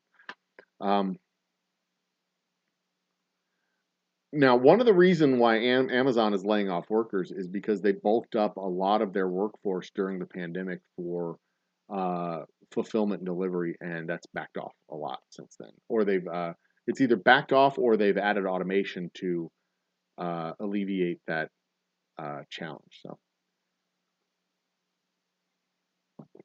So, yeah, that's one of the reasons they're laying off people. But there's other reasons too. And they're also adding employees in other sectors of their company. So it's not going to be a full. They're going to balance out those layoffs. They're going to grow. Probably have more employees at the end of this year than they had at the beginning of this year. This year being 2023. They said that when we were under 1 billion people. We are under 1 billion people. House hanging French toast. A state that possesses military or economic might or both and generally influence vastly superior than that of other states. That is literally the definition of what the United States is right now, Sunflowers. We have influence broadly across the across the world. And no country can touch the USA's might. That's what makes us a superpower. That is, yeah. And I would even argue no region, no alliance can touch the US's might. Partly because the U.S. is at the head of the greatest military, economic, and political alliance the world has ever seen in NATO. In the United States of America, that's us also, but also NATO. Um, and we're at the head of several alliances. The NAFTA alliance, we were going to be part of the Asian Pacific Trade Zone, whatever that was going to be called, but we backed out of that. Um, I mean, the United States is a central, a core, central functioning piece of every major alliance in the world. Every major alliance in the world, every major political, economic, uh, and cultural alliance in the world, and military, political, cultural, and economic alliance, the United States is central to it. If it's not, if it doesn't have the United States, it's a regional alliance. If it has the United States, it's a global alliance. That's how it works. Even NATO is a global alliance with a regional focus. It is what it is. NATO had troops in Afghanistan, partly because of a response to Article 5 of the NATO agreement, but also because it was in NATO's best interest to make sure that Afghanistan was stabilized. Same with Iraq. It was in NATO's best interest to make sure Iraq was stabilized. It is, and NATO is showing their influence right now in Ukraine, helping to stabilize and turn back the Russian invasion into the illegal Russian invasion of Ukraine, and turn that back and bring Ukraine closer to closer ties to Western states. There you go. Yeah, Ghost Riders. Where are we at? What the fuck is this? John Adams. JJVF 142 US. Is that a naval call sign? Looks like a naval call sign. Okay, let's keep going. Are we almost caught up on chat? Nope, not even close. What is it? 11:15. 11. I've fallen further behind in chat. Damn it, people. Our economy isn't as strong as it used to be. Don't know. Diminishes our superpower stats. Yeah, I would push back on that and let you and say that our economy, okay. There's two parts of the economy. There's the productive economy and the economy that actually pays the per capita economy, the economy that pays people, us.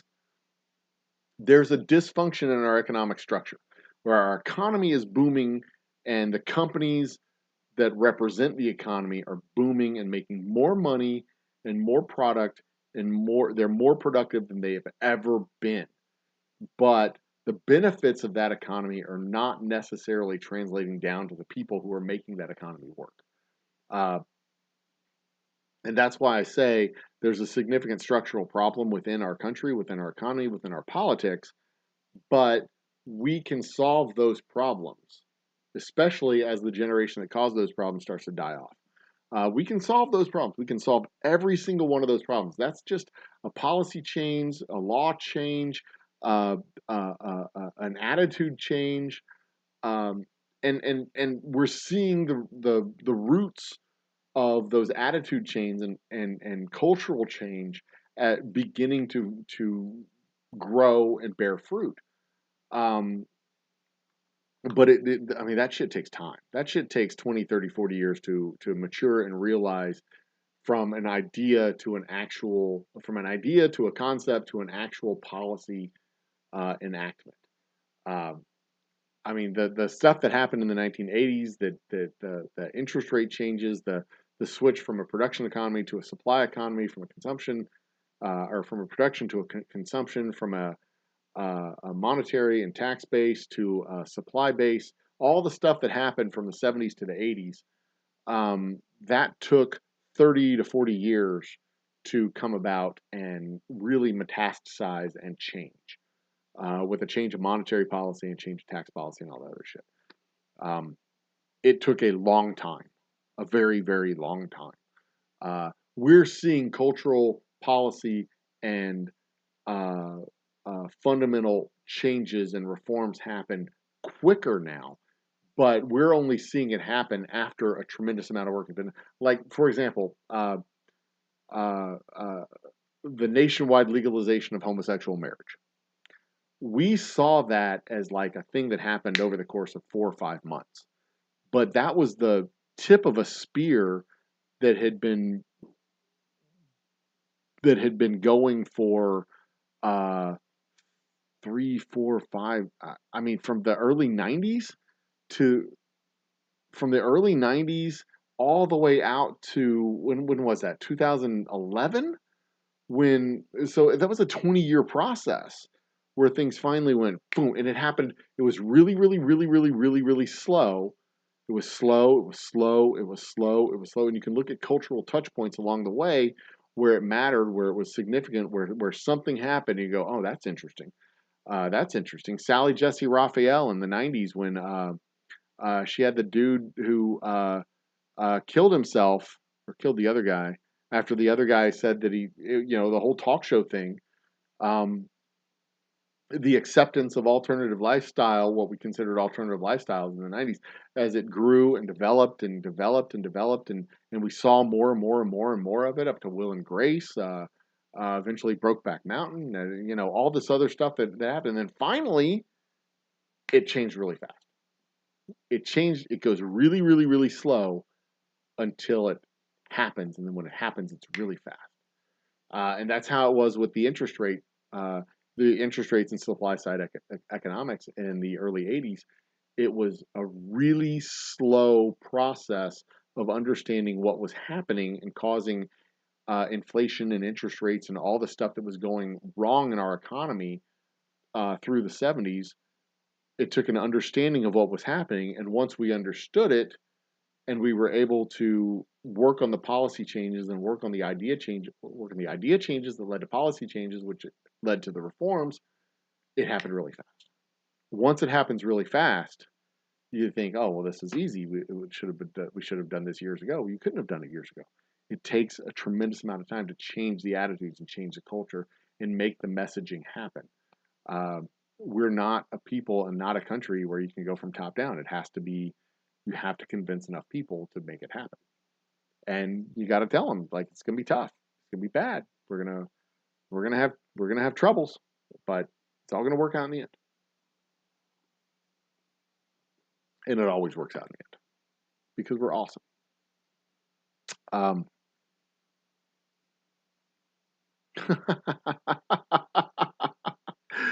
this is okay. So remember what I was saying about how you argue with nonsensical arguments? You don't. Is that what I said? So watch this. This is a perfect example. Mike says the only reason our economy isn't as strong is because Biden tanked it. This is how you argue with nonsensical statements. That's not true. Okay, now you move on to something else. Bopak is in the house. Cheers, Bopak. Welcome back from last night. Uh, tell your significant other that I give my personal thanks for letting you play with us for a few minutes last night. I appreciate that. I appreciate seeing your record collection. That was kind of cool. Oh shit! Did I lose chat? What happened? Chat was disconnected. What's going on? Okay. I'm sure everything's going to be better. I'm sure everything's going to be better, right? You have etc. Afghanistan sure has been sure has a lot of lithium down there. Yes, it does. Yes, they do. We sent our alert B-52s during 1982 to Panama. Was it 1982? 1982 wasn't Panama. 1994, wasn't it? Or they're stationed. They were stationed in Panama, right? Okay, I understand what you're saying. Those are the permanent. Let me refresh this. Can I reload? Let's reload this real quick. Will that fix what happened? Will that fix my, because it says chat was disconnected. What happened? Are we okay? The economy was booming under Donna. Oh, Jesus Christ. Okay, we're going to go. I think that fixed what was going on. Let's move it back to live chat. Go back to where I had chat. Chat got disconnected somehow. That was weird. That was weird. Okay, roll up. Where were we?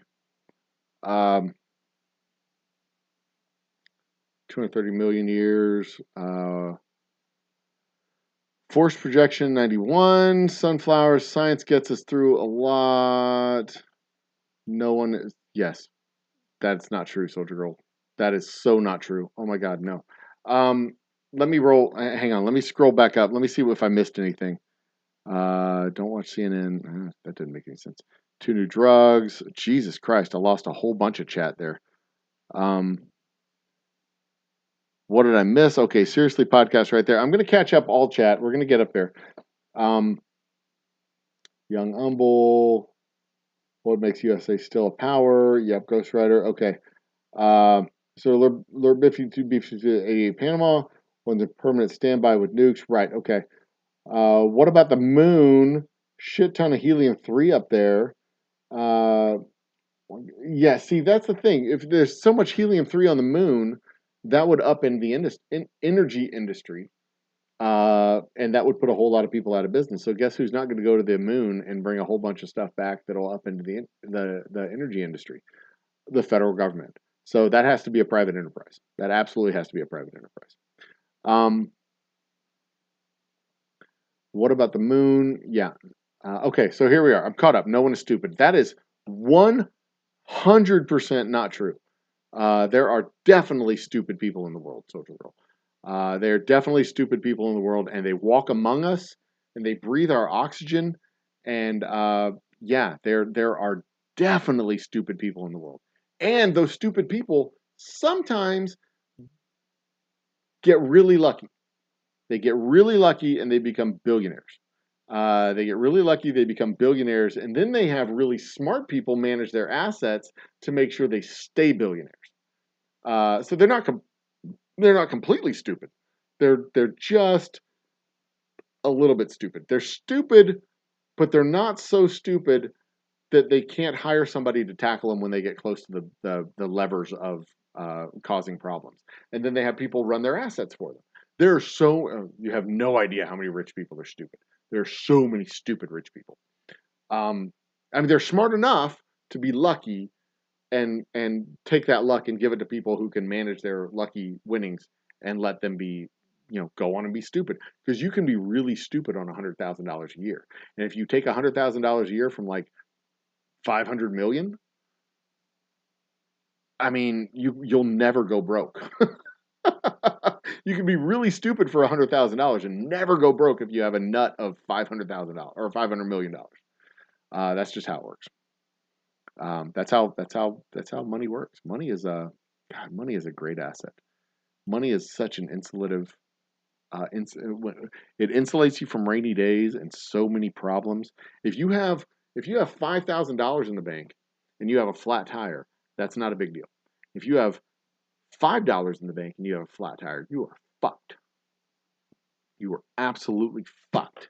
You have to take a payday loan, and then your $1,000 payday loan becomes a $7,000 payday loan. And that's not even smart versus stupid. That's just desperate. That's desperate and lack of other options. If you're in a circumstance where you can have $5,000 in savings and you hit a pothole and you blow out a tire, no big deal. You just get another tire. But if you are smart and you've hit some hard times and you've just bought braces for your kids or whatever it is, and you blow out a tire, then that $1,000 in new tires, 4 new tires, $400 in just 2 new tires or 1 new tire. What is it? $175 for a tire times 4, $500, $600 for new tires. That goes on a credit card or it's a payday loan, and you're just fucked. you're fucked. And it's no fault of your own. That's other people taking advantage of your desperation. You're fucked. That's how that math works, and it sucks. But that doesn't mean the United States isn't still the greatest superpower in the world, because we are. We're the greatest single power in the world. And that just means we have serious structural problems at home. And we have serious structural problems at home that can be solved because we're the greatest fucking power in the world. We're the most dynamic economy in the world. We form a better union every fucking day, and every fucking generation does another step in carrying that ball closer to the finish line of a more perfect union. Except for one. One generation fucked their parents, their grandparents, their children, their grandchildren, and their great-grandchildren. One generation. 5-generation betrayal. One generation betrayed 5 generations of this country. And they continue to do it until they fucking die. And I am not ashamed to say that out loud. But anyway, somebody had nerve, government is hacking the signal. Maybe China. China's mad at us. Did I actually drop I mean, I'm over here reading chat. Did we drop the signal entirely? Did it just totally reset? Because I've still got video feed on my phone. That's pretty cool if that happened. Might be my end. Put your foil hats on. Wish I could be that optimistic about the USA, but we have too many problems. No, and see, that's the thing. We have fewer problems today than we had in the 1950s. We have fewer problems today than we had in the 1950s. Our problems are just different. And we have younger, more dynamic, more energetic, more intelligent people today than we had in the 1950s. And those people sent people to the moon. That's why I'm so fucking optimistic. Kids today are smarter than kids were when I was a kid. Kids today are smart. Well, I take that back. Kids today are just as dumb as kids when I was a kid. Kids have always been. Kids today are just as dumb as kids have always been. But kids today have more tools and more opportunity and more ability to learn amazing, fantastic things today than they have at any other time in the history of the world. Because just think of it. When your parents were born, when my parents were born, my parents did not have even the faintest opportunity to learn robotics. Robotics in the 1940s was science fiction. Robotics today is a class in middle school. That's how fucking amazing the world is today. The world today, you can pick up a little rectangular cube thing and call somebody anywhere in the world. You can be sitting in an aluminum tube that flies across the entire continent in 6.5 hours, while you have on your person a little box that connects you to somebody in Taiwan. We fucking live in the future, man.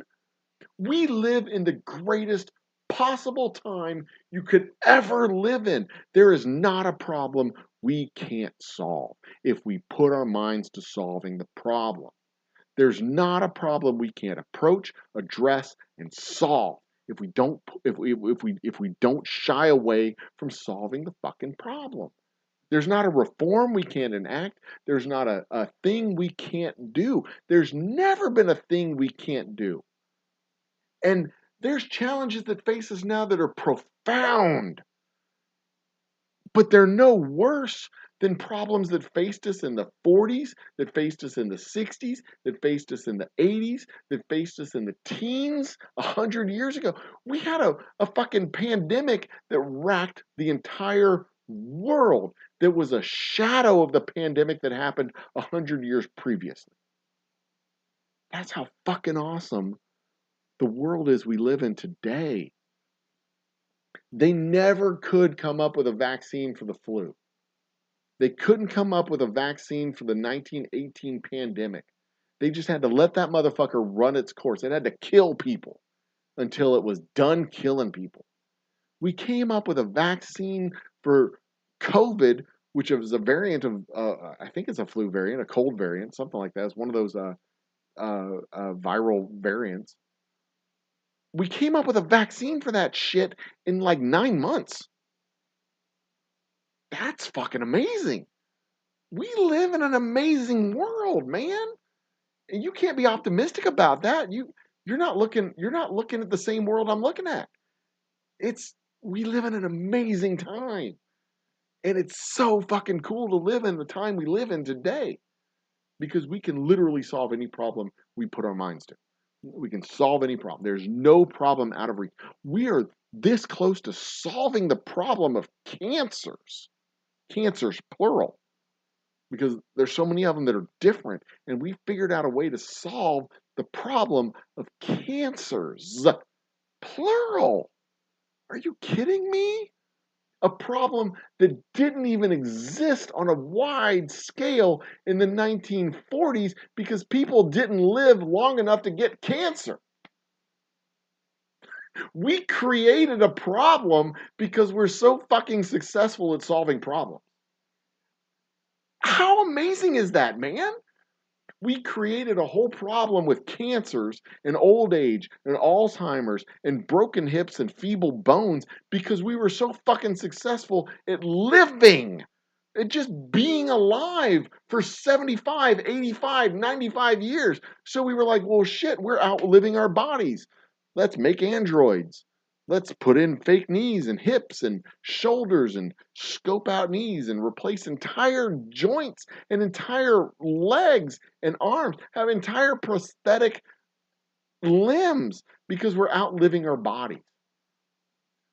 You wear out your liver, here's another one. You wore out your heart, here's another one. Here's a robot heart for you until we can get a human heart to stick in you. We created these problems because we outlived our bodies. We created the problem of cancer because we were so good at living that our bodies would eventually malfunction and start making cancers. We outlived our brain's ability to clear plaque out of its brains. So we created the problem of Alzheimer's because we outlived our body's ability to continuously regenerate itself.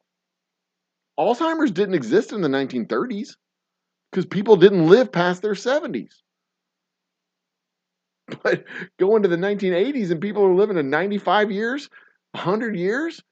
Boomers aren't dying when they're supposed to. They just keep living. And it crashed the entire funeral and cemetery home industry. The funeral home and cemetery industry crashed the entire industry. Companies went bankrupt because they were expecting people to die and people were so fucking selfish they just didn't. Crashed the whole goddamn industry. We're really good at solving problems. Really good at solving problems. We are so good at solving problems, we create whole new problems based on the solutions that we created to solve problems. How fucked up is that? We have overpopulation because we got rid of diseases.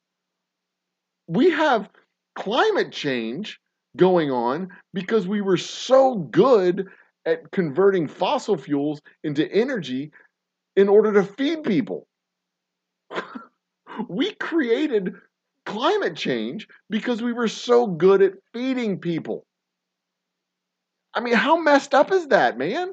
We were so good at solving fundamental problems that we created entirely new problems that are going to shake the very foundations of the civilizations that we created. We are amazingly dynamic human beings. Most of us. And if given the chance, all of us would be. But some of us are under the heel of systems that stifle that innovation and stifle that dynamism. And it is, oh God, how can you not be optimistic about this shit? Come on. Here, have my rose-colored glasses. Like, get in on this shit. This is euphoric, dude. This is a drug that you need to have. Cheers. Have some of this. Cheers. Anyway, on with the show. Where are we at? We're at 11:20. That's a different kind of rant. That is an entirely different kind of rant that I've never done a rant like that. The optimistic rant. Holy shit, we are living in the fucking future. And optimistic rants are so much fun. How can you not be excited about tomorrow? If you had a time machine and you could travel anywhere, anytime in the universe, why would you not travel to the future to see what it is that we've accomplished and what we've done? That's so exciting. I don't want to go back to medieval Europe when they were shitting in the streets and there was uh, uh, all the syphilis and all the cowpox and all the fucking diseases all over the place. So many fucking diseases that when we went over to the New World, we killed everybody with all our fucking diseases. I don't want to go back there. That sucks. That's a terrible place to be. I want to go into the future where everything's like chrome and shiny and clean and nobody's dying from syphilis and preventable diseases. Nobody's getting the flu and not going to the doctor to get their flu shot because they couldn't afford to go to the fucking doctor to get the flu shot. So they get pneumonia. So they go to the emergency room and then they die. I want to go to a future where we've solved that problem. I want to go to the future where like people who break their leg don't lose their job, then lose their health insurance, then get sepsis and then die, and then lose their house, so their widow and their child end up homeless. I want to go to that future where that shit doesn't happen anymore, because we can solve that problem. We can solve that problem easily. We just need to want to do it. We just need to want to solve that problem. We can solve that problem. I want to go to that future. That's the future I want to go to. That's the future I want to live in. We can solve that problem. We can do it. More accurately, our kids can do it because that ship sailed for us. The boomers have fucked it for us. We're just going to have to encourage our kids to solve those problems for us and lead the way, guide them. I believe the children are our future. Teach them well, let them lead the way. Show all the beauty they can have inside. Our economy isn't as strong as it used to be. That's not true. Strong as it's ever been. Stronger than it's ever been. How can our economy not be as strong as it used to be? We have 3% fucking unemployment. It's the most dynamic goddamn economy in the world. The whole strongest, a lot of other economies, but yep, that's true. Science gets us through to the future. U.S. has plenty of problems, but if you want to realistically look at the relative power of militaries, it's not just the militaries of the world. I mean, yes, military power matters tremendously. And everybody knows that to be a superpower, you need 11 carrier groups because 10 carrier groups makes you a fucking pussy. If you only have 10, you're just a fucking pussy. You need 11 because 10, you're a pussy.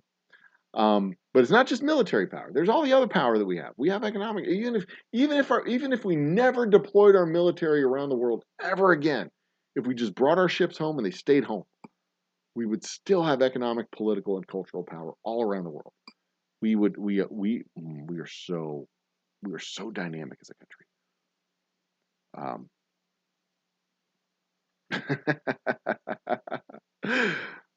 Anyway, 2 new drugs I am on have solved 2 medical problems. Oh, that's cool. We have the shittiest healthcare system. The shittiest healthcare system. Our healthcare system is pay me or die, and we don't give a shit which one you do. It's so.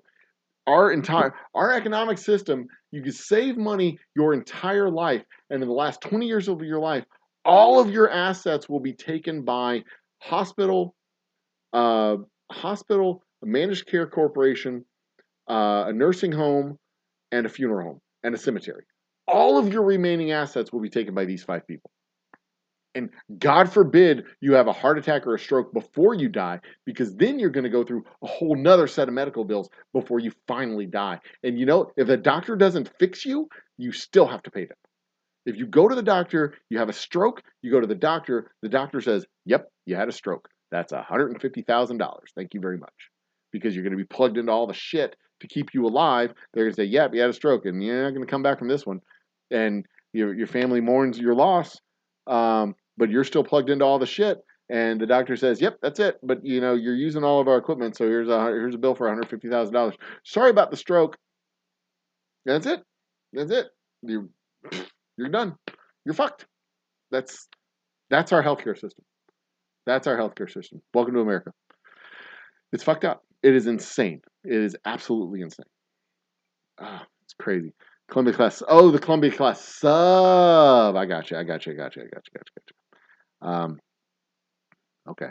It's crazy in the U.S., but trust me, living in the trust me, it's crazy in the U.S., but trust me, living in a third. Oh yeah, yeah. I don't disagree with that. Living in a third world country, with the shoddy health. Well, they have healthcare with the shoddy services and the shoddy infrastructure and the shoddy everything. I've been there. I've seen them. I know how it is. I haven't lived there, but yeah, I get it absolutely without question. But at least third world countries have fucking healthcare. I mean, they may have like dirt huts that are hospitals, but Jesus Christ, you can go to the doctor and get healthcare.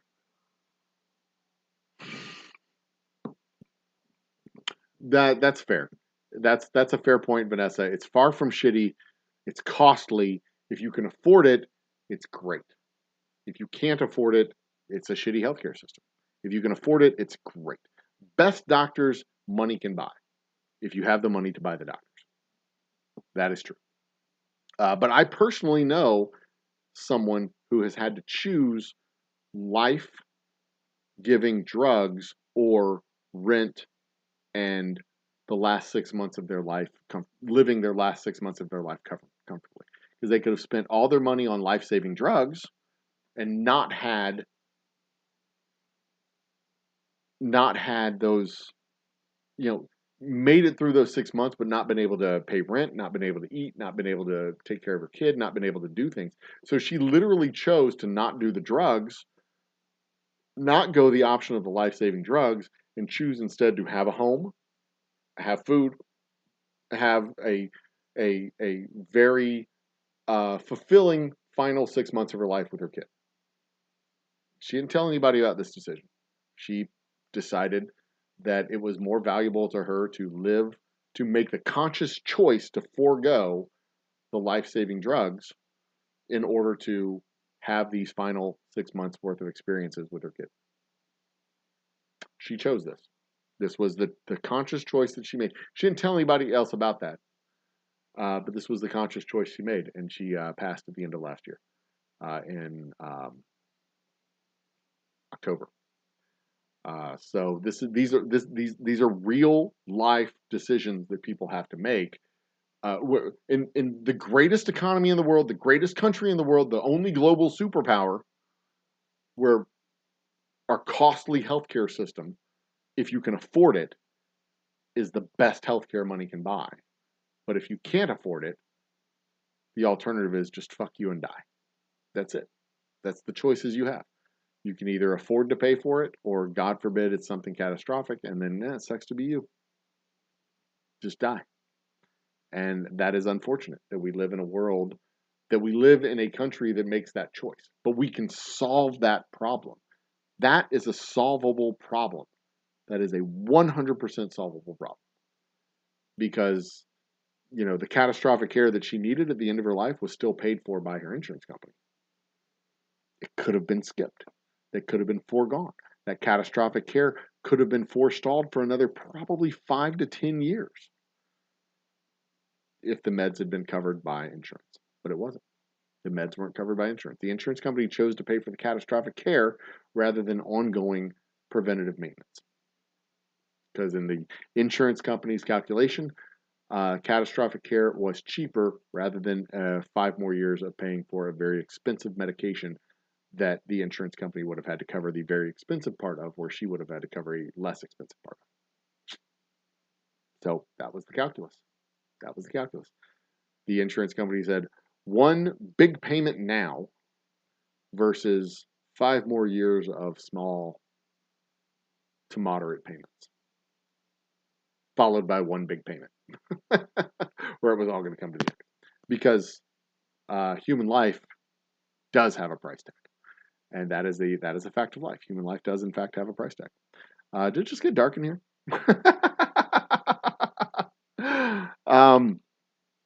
Onward. Where are we at? 10, 11, 24? Oh, shit. I'm falling further and further behind in chat. Force projection of the nines, pivoting talking points. Remember when Al Gore said the ice caps would be underwater by 2013? No, I don't. I don't remember that. I'm sure it was in his what was that? An uncomfortable proposition, an unpopular. What was that dreadful book that he wrote? Um, they found that bitch Carol Baskin's husband. Who is Carol Baskins? What is this? Who's Carol Baskins? I'm not. Am I gonna have to look that up? I don't know that. I don't know that reference. I'm sorry. I don't know that reference. I don't know who Carol Baskins is.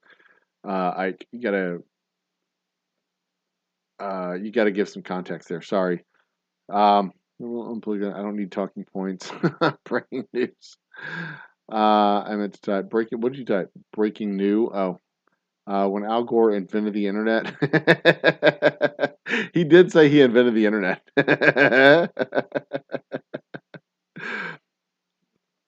Yeah, I would go with that. When I go out in traffic in Houston, I would agree that we're kind of overpopulated in certain areas.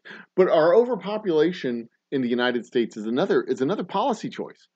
Anywhere in the United States where we're overpopulated simply means that we haven't built out adequate infrastructure to handle the population. Like here in Houston, for example, where we have traffic on the freeways, we're overpopulated because of all the traffic and how hard it is to get around the city of Houston. But that was a policy choice on the state level and our federal delegates to Congress and our local politicians. They decided to just not do mass transit. They opposed it like there were federal grants and saying here build a transportation system that can move people on a massive scale from one point to another and and you can build infrastructure, housing infrastructure and office infrastructure around those people movers. And Culberson and several other politicians here in the Houston area on the federal level opposed it. They absolutely opposed it. They didn't oppose it in Dallas. Houston's a relatively blue city. Dallas is a relatively red city. Dallas has, or more red than Houston at least. Dallas has mass transit, but Houston got blocked out from having mass transit. Why? Why Houston and not Dallas? Why Houston and not San Antonio or Austin? We're overpopulated here in Houston because politicians in the Houston area refuse to build out the infrastructure needed to handle 6 million people in the metro area. It's a policy choice. It's a policy choice that can be fixed. Another problem that can be solved. It can be solved if people choose to solve it, but it has to be a public choice to solve this problem. Not 1 inch. I don't think that's true. Not 1 inch rise in sea levels. I don't think that's true. Cultural, yeah, Japan has a very significant cultural influence around the world. That is true.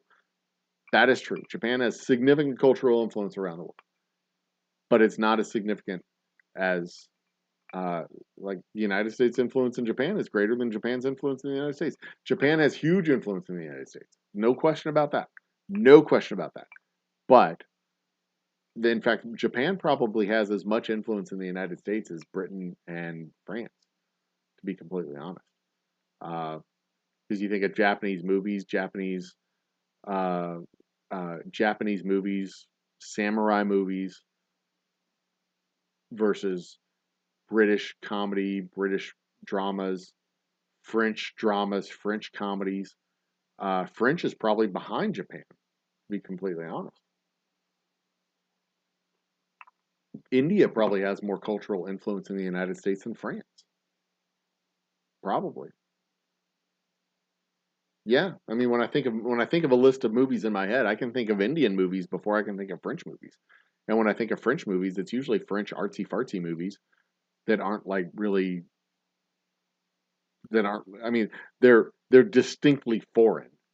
They're foreign French movies. They're distinctly foreign. But when I think of Japanese movies, like granted, when I think of Japanese movies, I also think of some Chinese movies like Bruce Lee, Kung Fu, shit like that. But Bruce Lee's an American, I know. Shut up.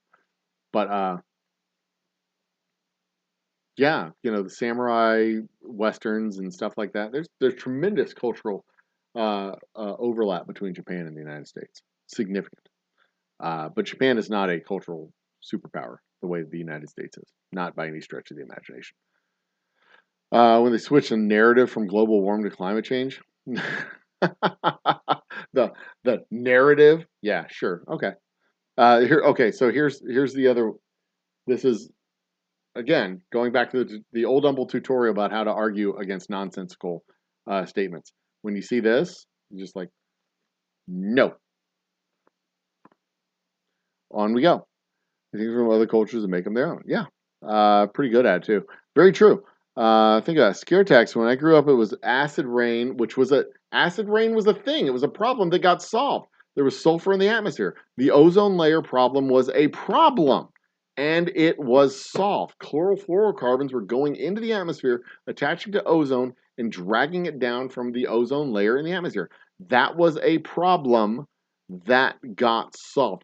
Acid rain was sulfur in the atmosphere, and it was high sulfuric content and emissions from power plants and refineries, and that got solved. That was a real thing in the 1970s. Real thing. Acid rain was a real thing, and it was a real problem that got really solved by adding sulfur scrubbers to smokestacks on refineries and power plants. It was a thing, and we solved the problem. It's not made up. Acid rain wasn't a made up thing. Ozone layer wasn't a made up thing. It's a real fucking thing. You can look it up now. There's still a hole in the ozone layer, but it's finally being repaired. It's shrinking. It's a thing. It was a thing. It's still a thing. John Jacobs, Lisa is doing well. She got really busy with work at the end of the year. She helped me with the custody paperwork with our new child. She's getting her workload under control. She has asked me if we're going to restart trivia. I will have an answer to that question in February, probably. But she is doing quite well. I will likely see her next week when she comes to help me out with the release party for our Boomtown Bourbon. In its global ranks in the United Nations Office of Sustainable Development, dropped the U.S. to 41st worldwide, down from its previous rank on 32nd. Okay. 50,000 years, see what the climate is like. In 50,000 years, I will be dead. And I don't give a shit what the climate will be like in 50,000 years. But I hope in 50 years, the climate will be tolerable for my children and grandchildren. I hope. The first time ever in the history of the entire country, my parents handed down more problems and solutions to their children. And that's a reality. They took a tremendous amount of problems that have been solved and undid a lot of those solutions. And now we're going to have to resolve those problems. And in some cases, granted, the solutions weren't great.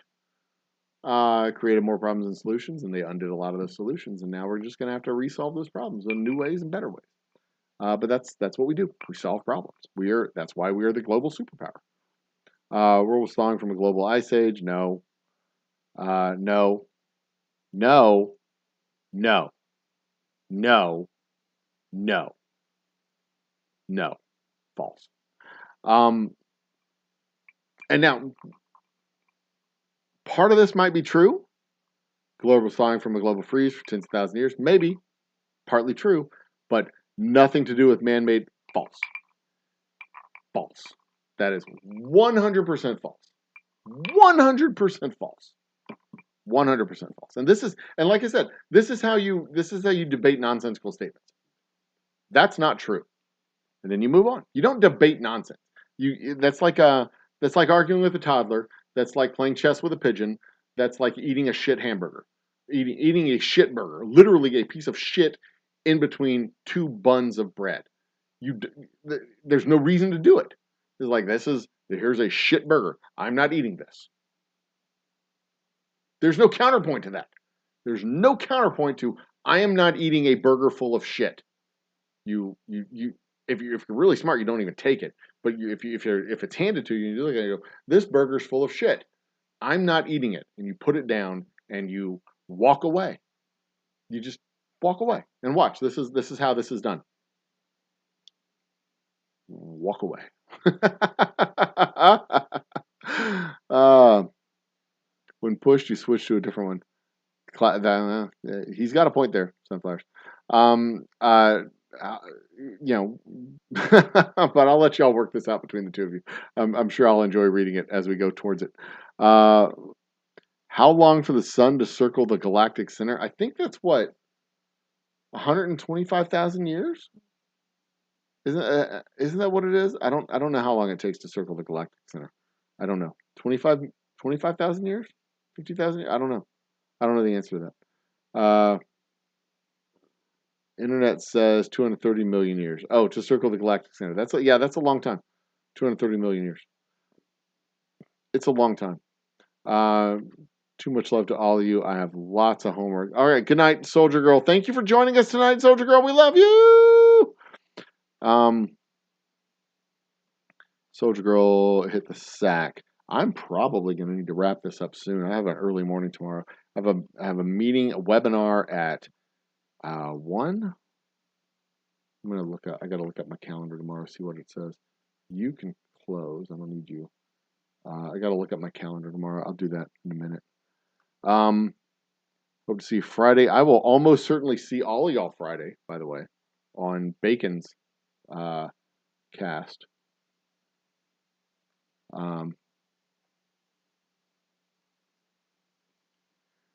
All right, come on, calendar, open up. I want to see what time I have my shit tomorrow. Wake up, calendar. Marie calendar. All right. I have a phone coming to my business on Friday. I have to be at the business on Friday. That's fine. I'm about to have some serious work done at the shop on Monday. Anyway, what? Tomorrow is the 19th, and I have a meeting at, I think, 1 o'clock? What's that say? 12 p.m. I have a meeting. So I have some time. I can still chill out for a while. All right, let's do this shit. Catch up on chat. Let's try this thing. Our economy went crappy with all this free trade agreements. That is not true. Okay, so here's the double-edged sword of a free trade agreement. Free trade agreements allow us to move low-skilled labor overseas. The manufacturing jobs, the low-skilled manufacturing jobs. It was the free trade agreements were a dagger in the back of the labor movement. Because we had our safe union jobs here in the United States where the workers were protected, and then a company like Carrier could open up a plant in Mexico and tell their Ohio workers that they're now competing, that the two factories making the same product are competing on productivity grounds, but one of them's in Mexico and one of them's in the United States. So the input costs, labor input costs in Mexico were cheaper. And they could literally take the parts from the United States and ship them to Mexico, or parts from China and ship to Mexico and assemble them in Mexico, versus the parts from China coming to the United States and assemble them in the United States. And the machines in the United States would be more expensive than the machines in Mexico. And these guys in the United States were competing against these guys in Mexico. And literally everything they did would be identical, but in Mexico it would be cheaper. So eventually Carrier said, well, y'all just can't compete with you guys in the United States can't compete with you guys in Mexico. So you have a chance to move to the other factory, or we're just going to close this factory down and put y'all all out of work. So it was great for Carrier, because Carrier could then make more profit on their washing machines or whatever the fuck they make, air conditioners in Mexico. They could sell the machine for the exact same amount in the United States and make more profit. So it was great for Carrier. Boom for the economy, because the company started making more money. And then when you drop the top tax rate on the company, and you drop the top tax rate on dividends, and you drop the top tax rate on the highest earners in the United States, including financial income, but not just economic labor income, but also financial income, then the company now has no incentive whatsoever to not make more profit, but also B, no incentive whatsoever to not turn those excess profits back to shareholders and executives, because there's no penalty. I mean, next dollar is the same as the dollar before. In fact, there's less penalty now than there ever was before, because instead of paying a 75% tax on any earnings above whatever $500,000, they're paying the same tax, at a 25-30% rate. So there's much less of a disincentive to turn that money back to their employees. So they're fully incentivized to take their factory, move it to Mexico, make more profits, and turn those profits back into dividends, shareholder share buybacks, and bonuses to executives, and not pay their employees more money, because there's no reason to pay their employees more money. There's no reason to turn that back into employee loyalty, because Mexico's full of cheap labor, and you can just replace your employees with more cheap labor. And hell, you can find an even cheaper country to compete against Mexico and replace those employees with cheaper labor and cheaper labor and cheaper labor, and make more profits and turn that money back into dividends, share buybacks, and bonuses for executives. So it's great for Carrier, it's great for the companies, it's great for the executives, it's great for the upper 10%. Sucked for workers. Death knell for unions, a dagger in the back for unions, dagger in the back for workers, dagger in the back for everybody else. But it was fine for many, many years that workers weren't making more money, because if our wages stagnated, that was cool, because prices were flat too. Your wages only go up 3%, but that's fine because prices were only going up 2%. So it felt like you were getting a 1% raise every year,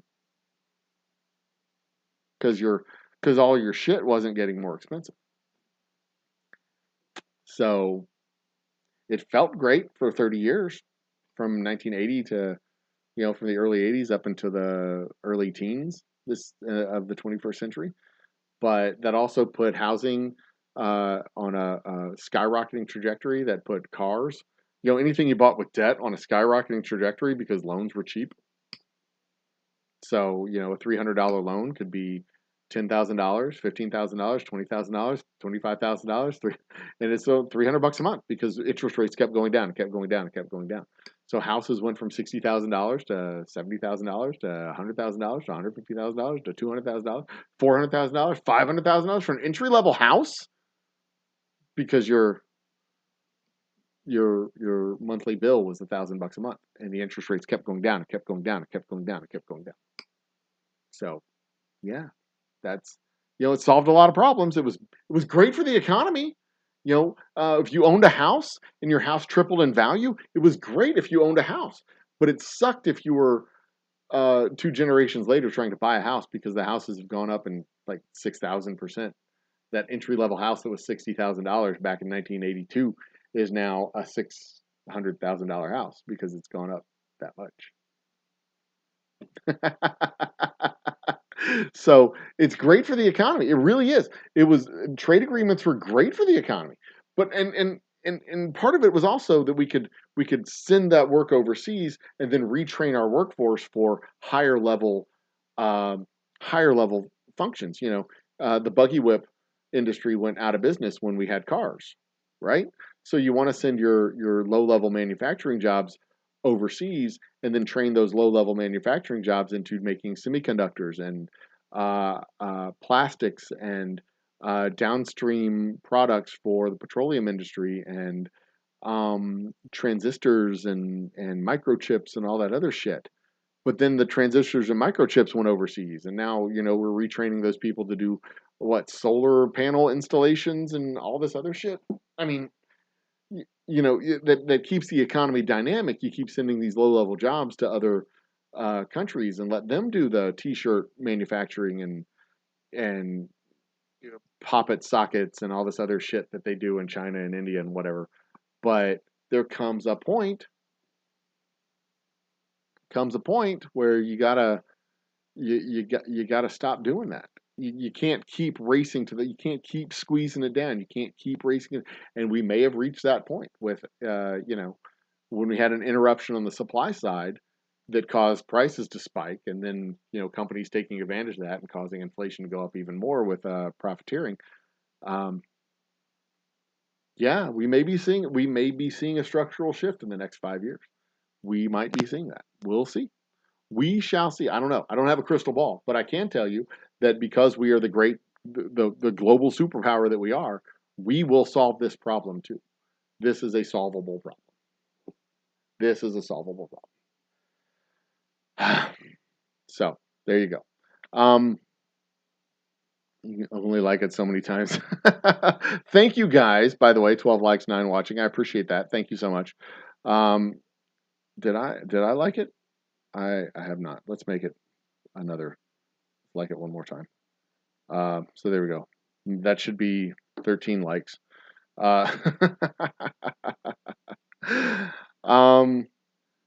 It's my point. The economy still being larger. Yeah. And I would still argue the point as to whether or not our economy isn't doing our economy is doing better today than it's ever done. We have this issue with inflation, but the inflation isn't the issue. It's a function of the interruption on the supply side and corporate profiteering. It's not a function of just the economy. Our economy is absolutely booming right now. It is still booming. We have 3% unemployment. 3% unemployment, and the Fed's trying to figure out how to slow that down. Our economy is absolutely apeshit right now. So apeshit that it's causing inflation because we're still booming despite the lack of inputs. I mean, granted, the price of eggs is what, tripled this year, something like that, doubled, tripled. But that's because we killed a whole bunch of fucking chickens during the pandemic because people weren't buying chicken. And if you kill a bunch of chickens, guess what? You have a shortage of eggs. Price of eggs goes up. Shocking. You might have the highest GDP, but many Americans, and that's the double-edged sword, where we have the economy that's booming, but those benefits aren't translating down into benefits to the people actually work. It's a double-edged sword. We have the largest, boomingest, most advanced, most productive economy in the world, and it's better than it's ever been. But it's also not working for we have two economies working side by side, where the corporations and the top 10% are making all of the gains in the economy, and the people who are actually doing the work and producing the revenue and producing the profits aren't benefiting from that economy. We have two economies running at the same time, and that is a reality. And one more time, well, this is a nonsensical statement because the economy was booming under Donald Trump until he fucked it all up. He was literally given a booming economy, and it took him 2 full years, but he managed to fuck it up. Good for him. It was booming under Donald Trump until he fucked it all up.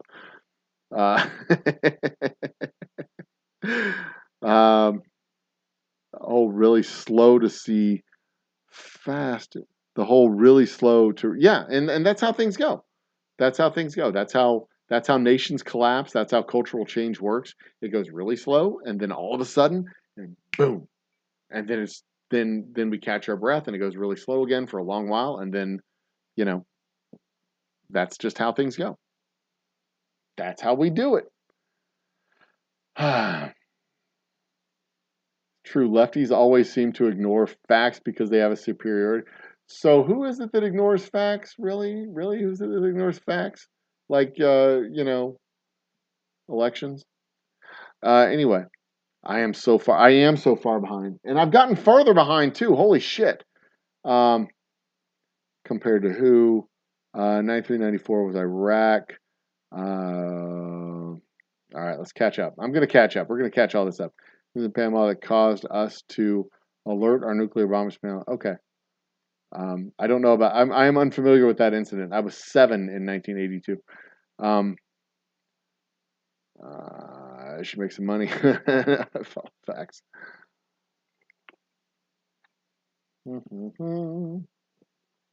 Desert Storm and precursor. Desert Shield. 250 per tire. I had 2 tires at a time. Right. Yeah, most people do. Most people buy 2 tires at a time. I tend to buy both front tires and both back tires at the same time. I don't tend to buy 4. I buy 2. And I run them till they fall off the fucking rims. That taught me to go to the gas station and get them to plug the leaky tire for $20. Armed citizen. U.S. has more armed citizens than any other country.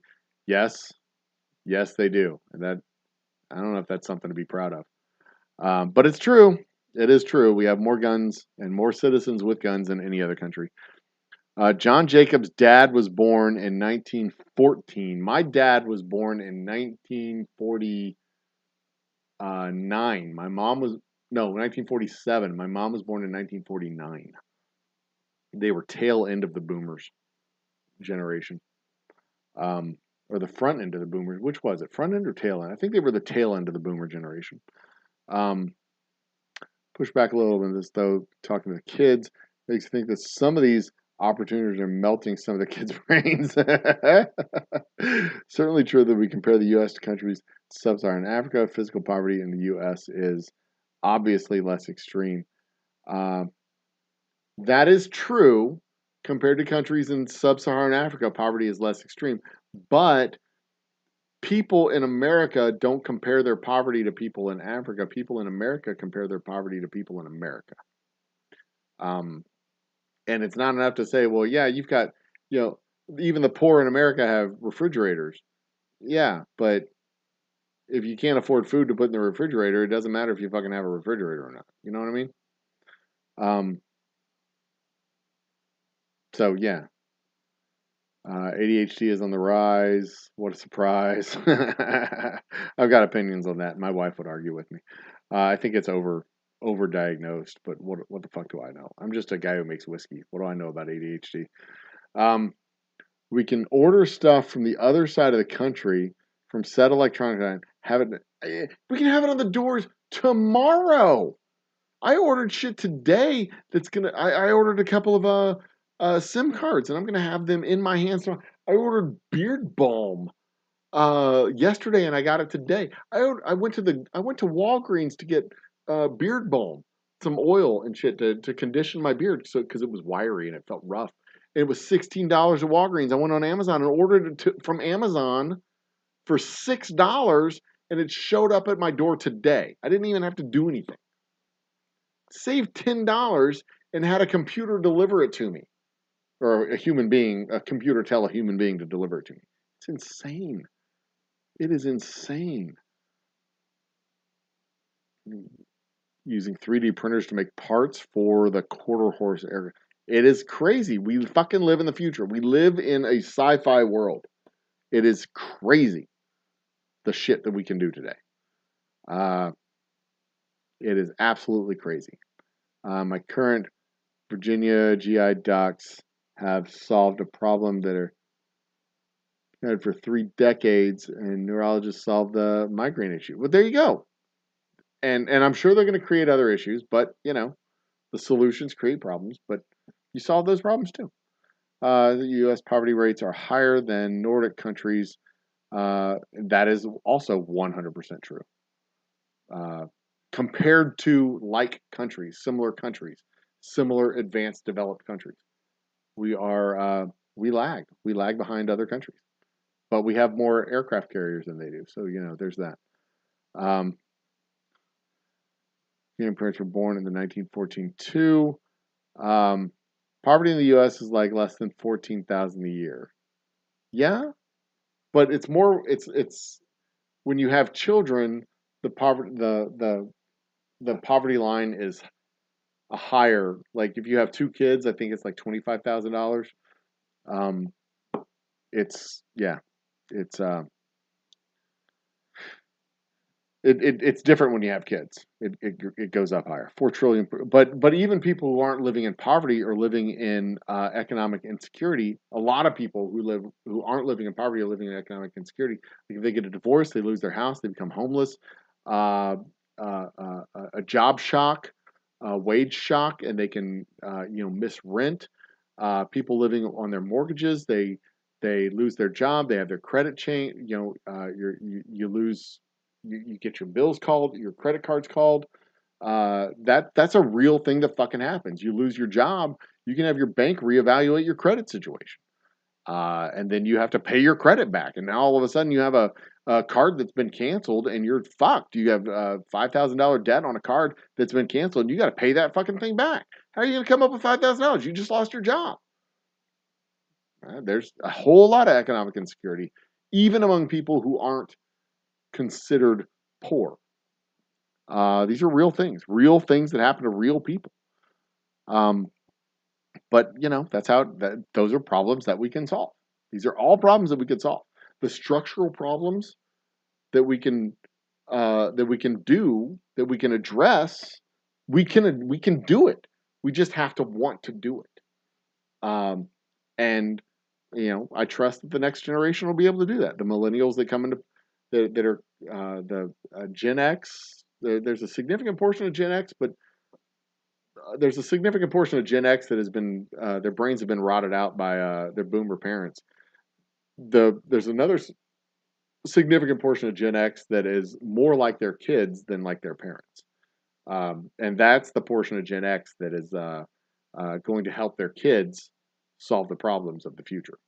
Because the Gen X that's part of the problem, like fucking Ted Cruz and those assholes, they're not going to be the ones to solve the problems. They're making it worse daily. But yeah, so there you go. No, I feel that GDP doesn't tell the whole picture. GDP absolutely doesn't tell the whole picture, because if you get a divorce, GDP goes up, but it is fundamentally economically bad for the people going through a divorce. GDP goes up because if you get a divorce, you now have 2 apartments, 2 separate households, 2 separate purchasing of all the stuff. So you're buying 2 sets of things. But for each individual involved in the divorce, it is an economic calamity, because now you've just doubled your expenses. GDP is not it's a good but not great sign of economic strength. Yeah, okay. There are many different metrics and different ways to analyze the data. Yeah, and that is also very 100% true. It's like, but if you analyze enough data, you get to see trends and correlations, or at least coincidental data that is so very strong. You have to assume that there's not. You can't assume that there's not a correlation between the data. It's so strong for many, many, many, many, many, many tracks of data, like educational attainment, literacy rates, gun violence, immunization rates, healthcare outcomes, poverty rates. All, like, there's so many correlations between these. There are so many coincidental data points that there can't not be correlation. Your body has more immunity than most. No, that's not true. Yeah, your body does have more immunity than most people think, but your body is also unable to be immune to a lot of things.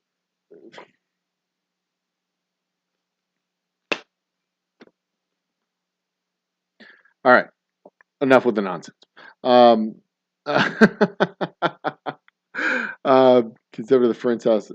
There was a time when you did that. There's still a thing called chickenpox parties, but we also have a chickenpox vaccine, and you don't have to do this shit anymore. My kids didn't get chickenpox. I had chickenpox when I was a kid. My kids didn't get chickenpox because guess what? There was a chickenpox vaccine. So there you go.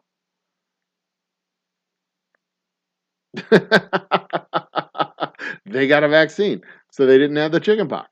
It had nothing to do with sanitation or cleanliness or anything like that. And you know what else happened? When they didn't get chickenpox, there wasn't a risk of them dying from chickenpox, which is a thing that happened to kids when I was a kid. People would die from chickenpox. Chickenpox, a common childhood illness. People died from that shit as recently as the 1980s, as recently as the 1990s. But you know what doesn't happen anymore?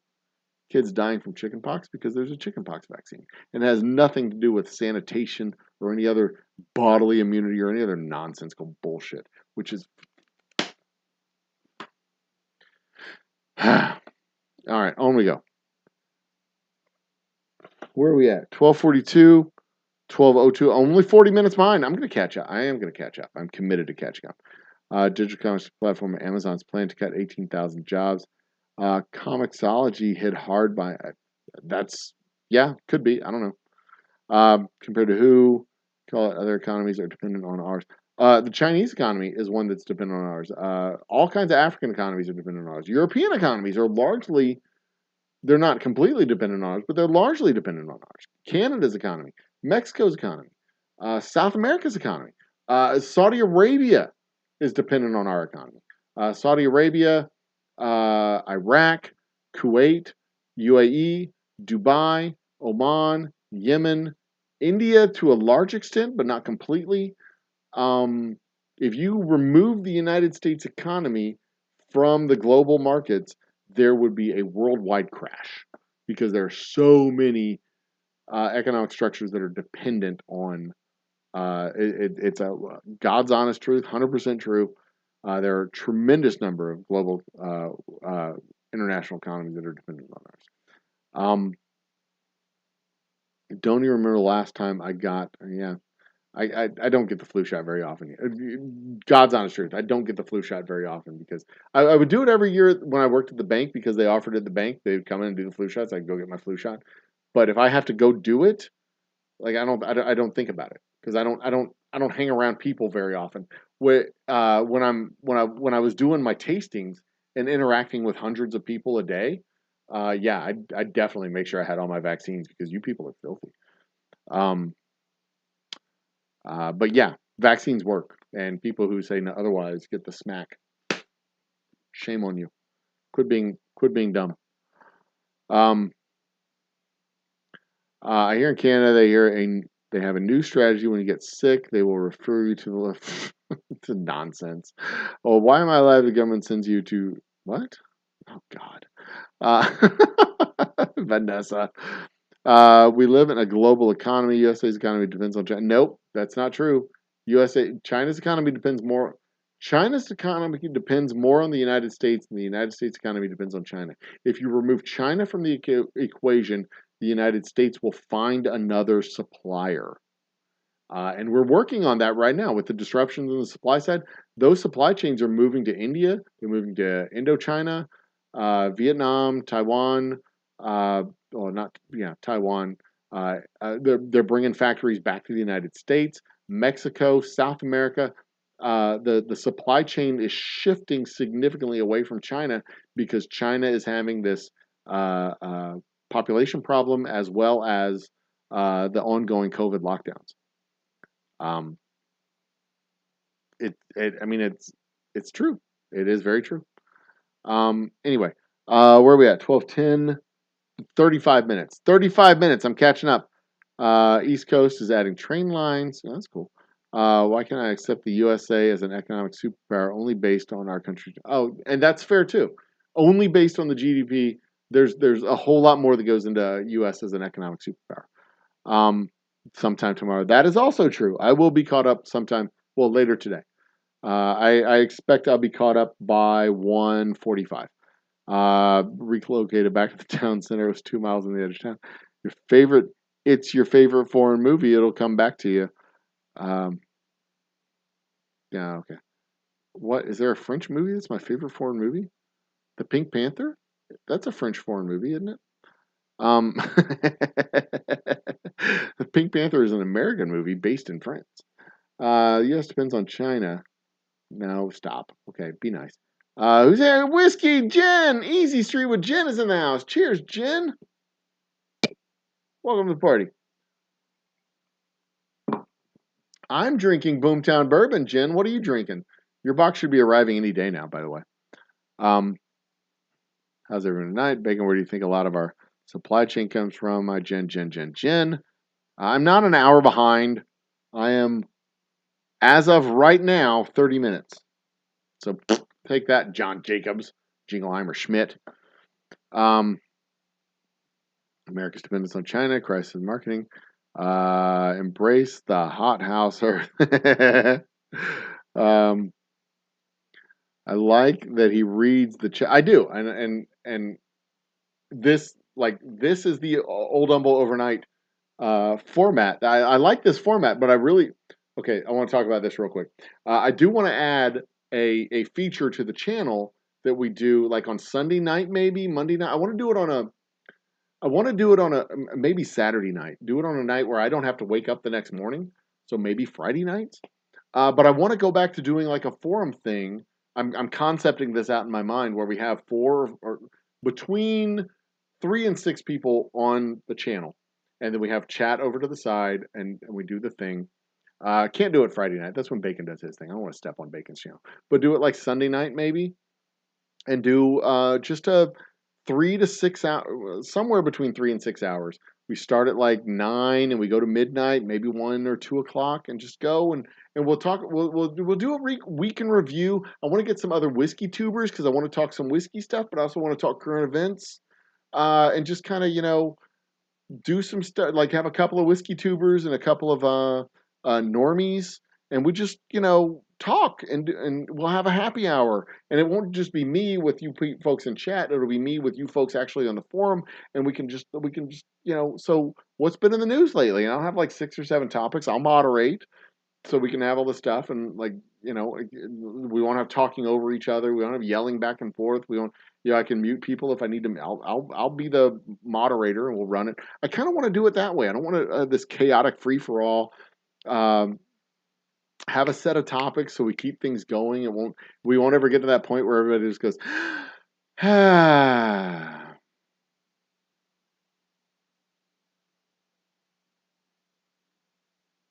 Because that's terrible internet. That's just, you get to the end of that conversation point, and everybody's like, oh, okay. So, how's the weather? And yeah, I don't know. I want to keep the topics going, and we'll go. Okay, let's go on to the new topic. So, I may re-up my stream. I'm thinking about how to do this. I have several notes in my notebook here to talk about that because I am on the quest for 360 hours of watch time every month, and I think we could do something like that and help boost 100 or so hours a month. Maybe do it every couple of years or every couple of weeks. Maybe do it and get a little bit more, get a little bit broader forum, a little bit bigger community, a little bit more chat, and have whiskey talk along with current events talk. Um, all the stuff. Have a review from one of the people on the panel. Maybe do a everybody gets to rotate in their reviews, and we can just keep talking. Um, Playing chess with a pigeon sounds really cute. that that is how I describe so many things. I just bit my cheek. Ow. Okay. Peter Zayon fan. Peter Zayon is a really good. He's really good with his uh, analysis. I really appreciate his. He's not an alarmist. He doesn't. He's not freaking out about things. He kind of says this is the way we think things are going to go, but they could be different. He's not an alarmist. He's not a crazy person. He doesn't sound like a crazy person. He might be a crazy person. He's not. He's not. I don't agree with everything he says. He still predicts the end of the American whatever. But he seems to be a fairly reasoned. I can listen to him and I can see how he actually touches on the facts and reality that's going around and say, okay, if this is continued, and he says one line that I heard him say that I really appreciate him say, if it continues the way it's going now. He says that a lot. If it continues the way it's going now, and that's a really important caveat to these predictive statements, because you're saying that if the trend continues, but you're also allowing for the fact that the trend can reverse if it's possible to reverse. And in the case of China's population, that's a trend that's really hard to reverse. If you've gone 50 years with the one child policy and you've got this uh, inverted triangle of a population tree, you've got a serious demographic structural problem in your economy because your tax base is dwindling, your population base is dwindling, your economic inputs are dwindling, not just your tax base, but your consumption base, your production base, and your reproduction base for people to make more babies. Because once it gets down to that inverted triangle, it's really hard to make it go back out and flip back over. It's really hard to do that. You get into a population, almost a death spiral for your population. You have fewer and fewer people, and fewer and people of birthing age. So you have fewer and fewer people making replacement human beings for the people who are dying off. It's a real challenge. And when it comes to demographics and population change, that's the biggest indicator for economic success and economic future, because it's not just people buying stuff, people doing stuff, but you've built out all this infrastructure for workers, and now you're going to have idle factories because you just don't have the people to fill the spots. Because China doesn't have a tremendous amount of unemployment, and their people are ridiculously productive already. If you cut that in half, they can't become twice as productive. You're going to have empty spots. You're going to have a reduction in productivity unless you figure out a way to replace that productivity with robotics and automation.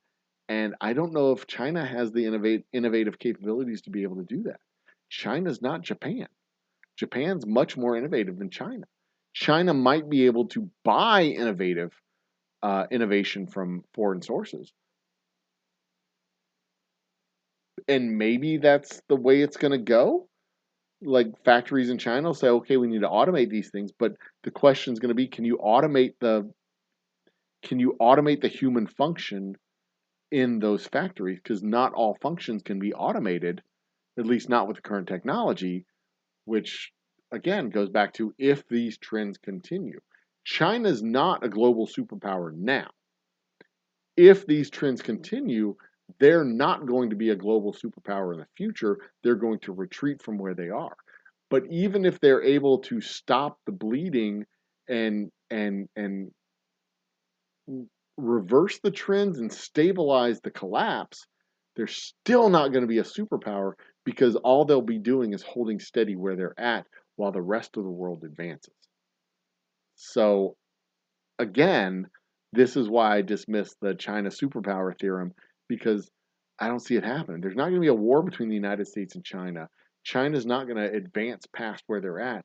The best they can hope to do right now is to stabilize themselves somewhere within 10 or 15% of where they're at, and maybe in the future hope to resume their upward trajectory. But that's 50 years down the road. And the rest of the world will be moving on too, and we'll be doing the same productivity updates as they are. And the best they can do is hope to stay second fiddle. I think that's what I think, at least. I could be completely wrong. Suicide Aficionado has joined the chat. Cheers, Suicide Aficionado. Welcome to the goddamn party. Woo! Where are we at? 12:20. It is 12. Oh, Jesus Christ. We're back to 35 minutes behind.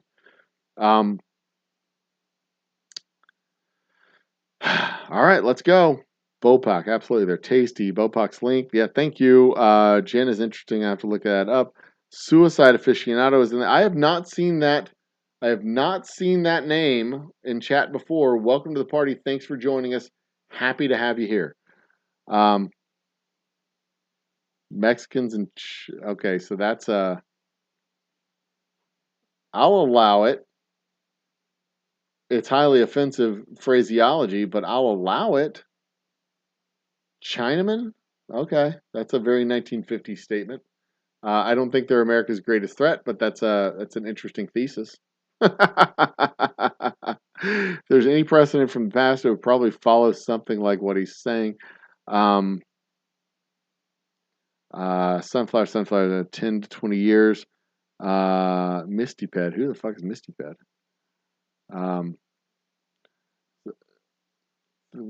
Selling the department on who's buying what's Economics 101. It doesn't involve US GDP. Yeah. China in the 20th century was a crazy ride. All through the 20th century, not just the early 20th century. The first half of the 20th century was insane for most every country in the world.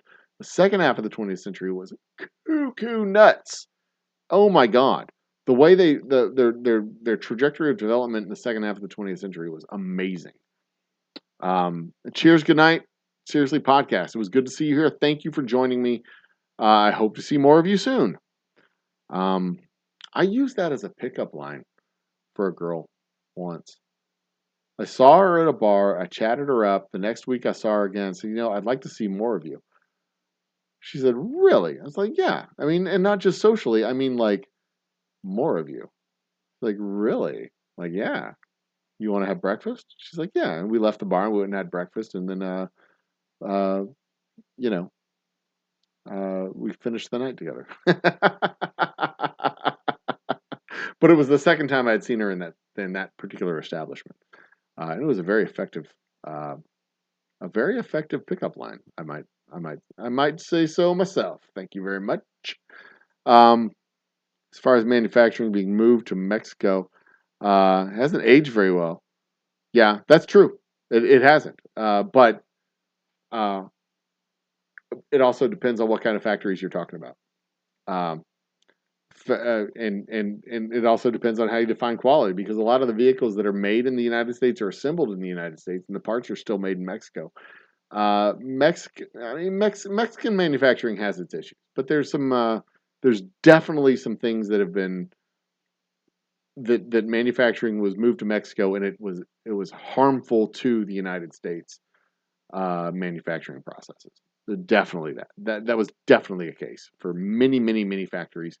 But there's also a reason why Mexico didn't become China, and China was China. There's a reason for that.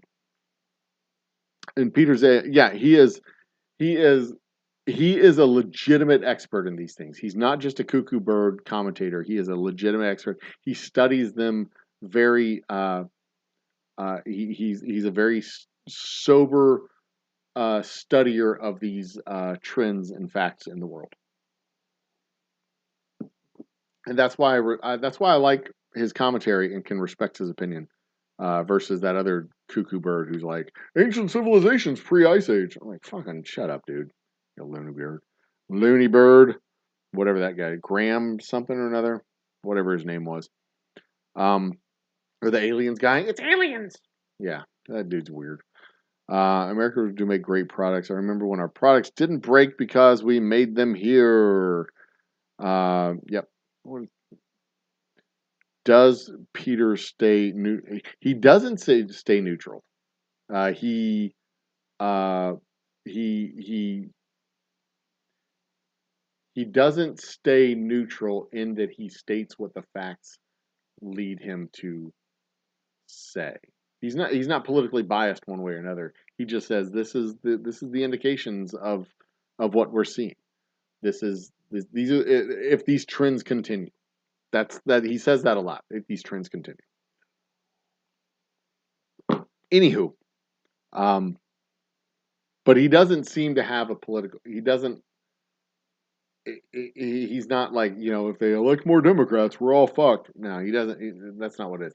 Like, if these trends continue in Russia with the population changes, why he's going after Ukraine, da da da da da.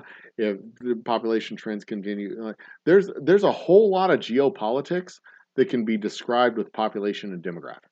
If you look at population demographics and uh, the way population is growing, the way populations are changing, the way I remember in the 1990s when I took a poli sci class when I was an undergrad, they literally drew a circle around like Central Asia, from Iraq to like Tibet, Pakistan, Tibet, that northern area over Kazakhstan and all this stuff. We're talking like right after the Soviet collapse, like all this area here in the middle of Asia. They're like, this is where we're going to have a big geopolitical shitstorm in the next 25 years. And guess what? It was all based on political, or it was all geopolitical prognostication based on demographic changes and population changes and borders being redrawn by political upheaval. And that is exactly where the United States was sending a lot of resources and building a lot of bases, right in that circle, because it's all about resources and population change and demographics and all that stuff. That area right there between western Tibet and eastern Iraq, basically. Boom, that big old circle. Huge area of influence, huge area of concern for the U.S. military. And guess where the last 3 wars have been? Iraq, and Afghanistan. And Pakistan is a serious source of interest. Northern India in the not Punjab region, Kashmir region, like that whole area right there. Boom, huge zone of interest. And that was in the 1990s. They're saying this is what's going to be a big fucking deal in the next 20 to 30 years. And guess what? In the next 20 to 30 years, a big fucking deal. And you know how much level of interest that was for the previous 30 years? Very, very, well, Afghanistan was a huge level of interest prior to that, but there it is. All right. Where are we? How far are we behind? 12:26. It is, oh, fuck me. 40 minutes behind. All right. TW, say sunflowers, news outlet. I don't think I've ever seen him on a news outlet. I've seen him on podcasts, and I think I've read one of his books. Being homeless to save you hundreds monthly. I highly suggest considering giving up. It's a historian I like. I think that's his name. They killed chickens because the avian flu. They did. They also, avian flu was part of it too. Yes, they killed the chickens part of the avian, but also they culled the herds because people just weren't buying chicken. It's a supply chain thing. It's all a supply chain thing. You kill chickens, you end up getting an egg shortage because eggs come from chickens. And if you cut your chicken population, you cut your egg production population. Ask China how that shit works. They know. All right. This is my last cocktail of the night. After this, I am just drinking water until we get caught up. Sunflowers, you can look up Peter Zelhan on Amazon and get some of his books. I'm certain he has podcasts on Spotify and all kinds of other places too. So like me, give up and nice underneath a bridge and live underneath a bridge. In a van down by the river. Go electric and the grid isn't ready. Great thinking. Come on. Told people to protect their chicken by not letting them free range until things got under control too. Didn't happen. Living in a box under a bridge and on I-75 was the best decision I've ever made financially. I did spend a week in a box when I sold fireworks for a week. That was fantastic. Which is the bird flu is why eggs are too costly. That is also part of it too. Joe Rogan podcast. That is a podcast that I don't normally listen to or watch. But I wouldn't be surprised if Zellin was on Joe Rogan.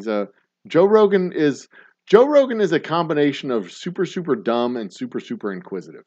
He's a super dumb dude who is super inquisitive. So he gets a bunch of interesting people and he collects interesting information from a bunch of interesting people. But he also collects a bunch of information from a bunch of cuckoo bird nut jobs, and he doesn't seem to be smart enough to be able to discern between the cuckoo bird nutter bullshit and the legitimate information. And he's like, oh yeah, aliens built the pyramids, but yeah, also China's population collapse is just fucked up, man. It's like those two things are not in the same realm of reasonable. You are a super dumb individual, and you're just collecting data, but you're not smart enough to discern between good data and bad data. It's just all zeros and ones going to your big old melon head. Ugh.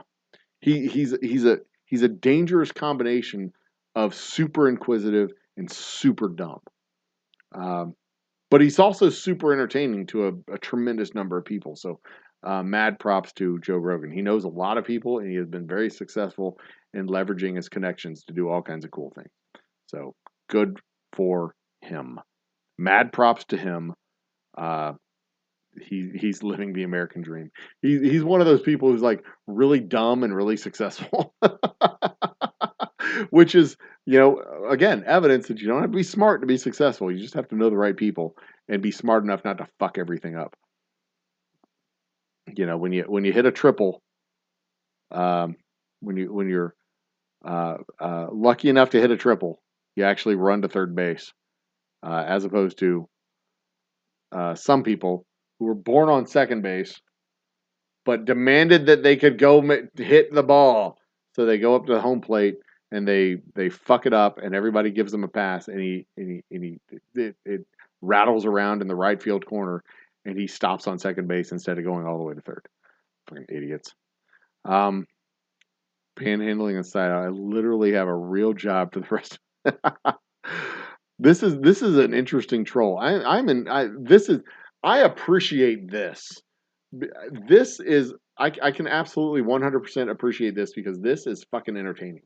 Keep it going. I'm enjoying seeing these. Bring me more. Bring me more. But I'm also 100% expecting to go completely off the chain and give me some more racist shit, and I'll never see your name again. We shall see. I'm enjoying the ride right now. This is fun. Lucy Worsley fan. I don't know who Lucy Worsley is, but I'm going to write that name down. Let's see if I can seek it out. Lucy, UCY, WORSLEY. Right? LEY? Yeah. Okay. Good. Thank you for that name. I'm going to look it up, see what I can hear of, see what I can find more. Stoicism and skepticism. Yeah, that is yeah, I could see that struggle. Like, yeah, no emotion and yeah, I get that. But healthy skepticism. I appreciate healthy skepticism because it's like you don't just blindly accept knowledge. You just you interrogate it you interrogate anything. You interrogate your own belief system, your own feelings, your own ideas, the ideas of others, the belief systems of others. You interrogate it, but you don't.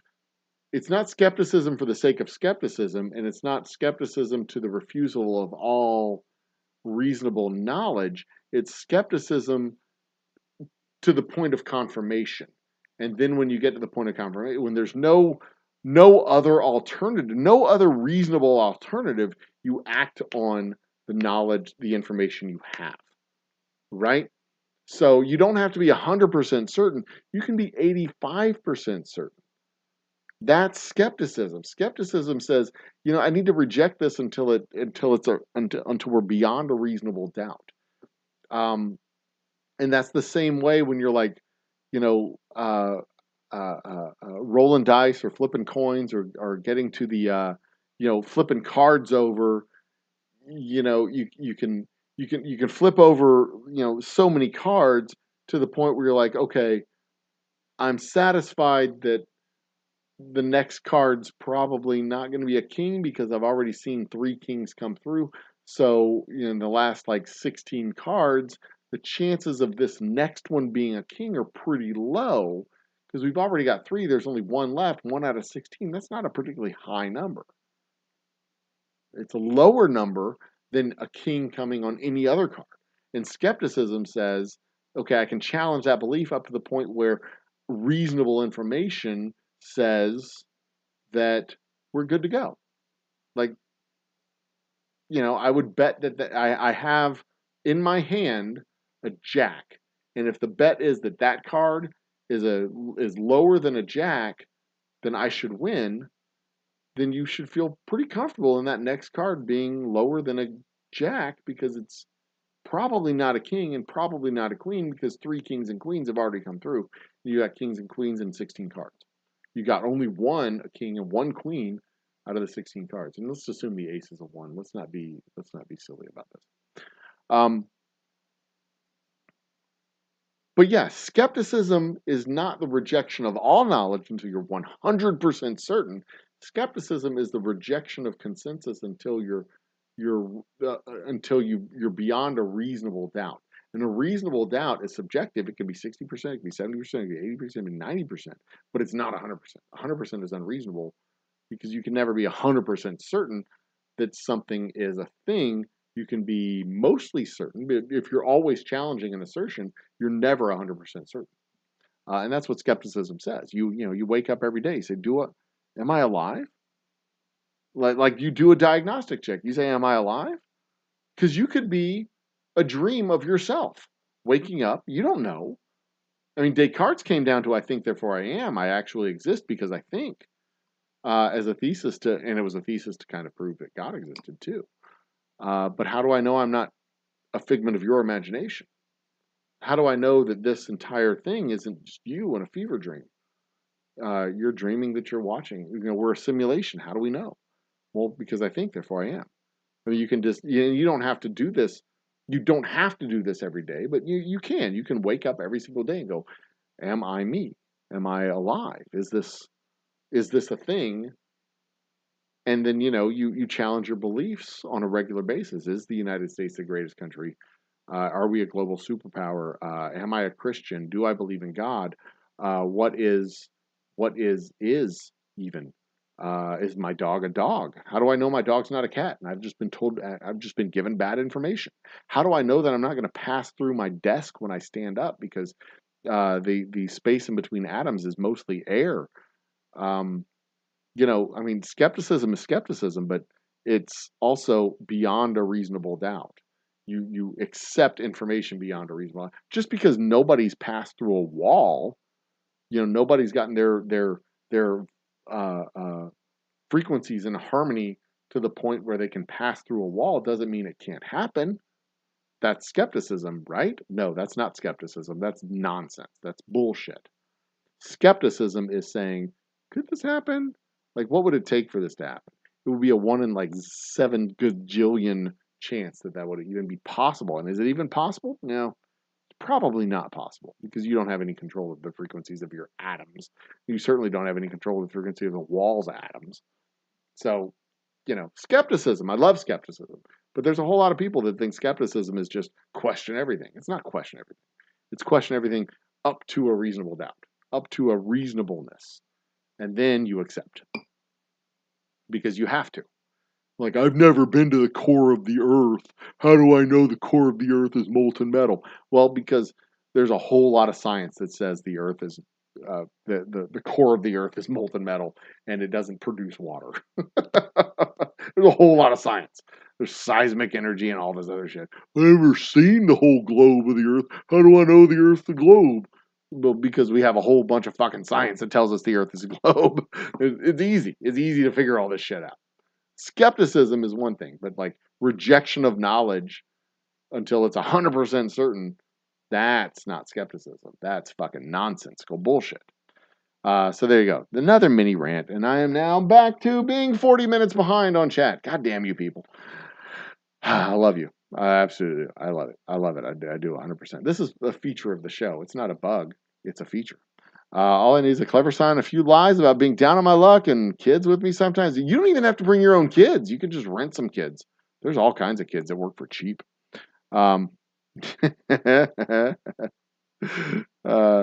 Worsley, born 18 December 1970. Same age as me. I rule. BBC television series, Elizabeth YouTube. She's cute. Oh, if she's cute, then I'm in. Oh, that's awesome. The cute people are the best kind of people. If you're going to be smart, that's one thing. But if you're going to be smart and ugly, fuck that. You at least better be entertaining if you're ugly. Yeah, unless you're a dude. You can be ugly and a dude and smart at the same time. But if you're a chick and you're ugly and no, you're already done. You can't be ugly and a chick. You got to choose one. You got to choose chick or ugly. You can't be chick and ugly. You can't do both.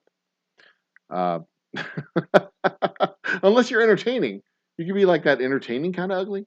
There's no path where this gets better. So I'm just going to stop and move on and chat. People with real jobs are suckers. I play the system and I always win. Oh, Carol Baskin was Tiger King people. Okay, that's why I don't know who Carol Baskin was. I never watched Tiger King. No, I take that back. I watched 15 minutes of Tiger King, and it was nonsensical bullshit, and I turned it off. Like, this is stupid. Why is this a thing? It was during the pandemic, right? 2020. Tiger King was a big deal, and everybody was like, "Oh, Tiger King and Tiger King and Tiger King." I watched part of the first episode, and I'm like, this is the dumbest thing I've ever seen in my entire life, and I turned it off. So sorry. Um, the Oregon Trail generation. I was an Oregon Trail generation people too. I loved Oregon Trail. It was so much fun. So much fun. Did Bacon sizzle out? Bacon's still here. Jeff Beck died of meningitis. Who's Jeff Beck? Do I know who Jeff Beck is? Is Jeff Beck a person that I know? Is that a person everybody knows? I don't know who Jeff Beck is. I don't know who that is. Darkness is upon us. Vaccine for meningitis. Inoculation is a hell of a thing. Cambodia, 145. It is 117 where I am at right now. You're an hour ahead of me. 1246, 117. I'm catching up. Suarez, Steely Dan song. Cheers. Jen did. Bacon always happy. This is good. This is good. Y'all aren't triggering me, sending me on a rant. It's good. I will tell Lisa hi for you, and you will likely see her next week. Likely. Is that Dustin? Dustin's in the house. Dustin's in the house. Top Shelf Dustin is in the house. Cheers, Dustin. Welcome to the party. Cheers. I'm drinking my Boomtown Bourbon tonight. Quite a delightful drink. Hello, Dustin. Water is what I'm drinking. Only imbibe on the weekends. Pumped up for caffeine. I'm debating drinking to help me sleep. Iced tea. Too close for whiskey. Switching to beer. I drank my last beer the other night. Last night, as a matter of fact. I drank my last beer last night. TW. What the fuck is TWU? Shout out to the normies. Cheers to the normies. Whoop, whoop. Cheers to the normies.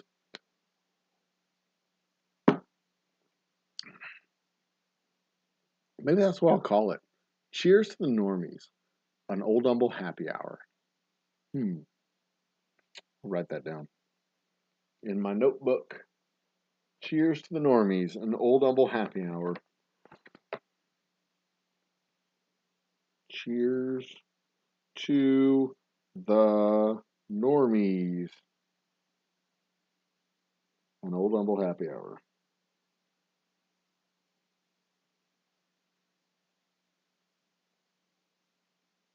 Cheers to the normies. And anytime somebody joins the party, we go, Norm! Because, cheers. Anyway. That would be a thing. That'd be a whole thing what we do. I recommend melatonin. I recommend exercise myself. I like going on a run or a walk in order to work out my energy so I can fall asleep. Sometimes it works, sometimes it backfires. Okay, we're on our way. We're getting there. Unisom also works very well, but it might be a placebo. I haven't decided if Unisom works or if it's a placebo.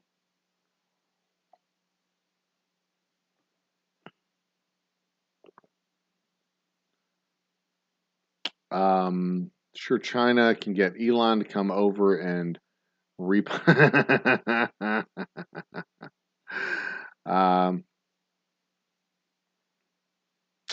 going to remove this as well. We're not going to have that. See, this is the challenge here. You can see a whole bunch of stuff getting removed. Okay, where are we at? If something would happen to Dark Brandon, who would run the show? That would be the Vice President of the United States. If something were to happen to the President of the United States, the Vice President would become acting President until the Vice President was sworn in as actual President of the United States. So I guess Suicide Aficionado has gone officially off the rails as of 12:53. I expected that to happen. I was enjoying the commentary, but yeah, I fully expect him to go off the rails at some point. Good for you for going off the rails. Bravo. Uh, we do have community standards here, but for real, it's good to see new names. It's good to see new voices in chat. Cam is a moron, and maybe so, but she's a much more successful moron than you. So there's that. The Dog and Pony Show will continue. Easter egg. Oh, I was referring to Top Gun reference. Maverick? Top Gun reference? Okay. Not I am oh Brandon, he's not a genius. Yeah, Darth Brandon, he's not a genius. I don't know. I can't speak to whether or not he's a genius or not. I don't have any earthly idea. Couldn't tell you. Seeing the chat replay like this. I think this is a cool feature. I mean, y'all have been having a conversation for 30 minutes, and you're like going back in time now. 20 minutes back in time as it speeds up and slows down and speeds up and slows down. Non-researcher expert, non-archaeologist Graham Hancock. That's who I'm talking about. Graham Hancock, the fucking cuckoo bird lunatic who's like, oh, well, you know, pre-Ice Age, there's probably advanced civilizations, and we just forgot how to make fucking electricity and shit because the Ice Age happened and everybody died. No, you fucking idiot, lunatic, idiot, moron, dumb. Ugh. God. That guy, I swear to God. Like, yeah, Atlantis was a thing. No, it wasn't, you fucking idiot. Oh, Jesus. That guy is a fucking moron. And people think he's a real fucking person who's a real legitimate. Quit making stupid people famous. I swear to God. Quit doing it. Quit making stupid people famous. Jesus Christ. I'm not gonna do it. Where's my harmonica? Shit. Fucking emotional support harmonica.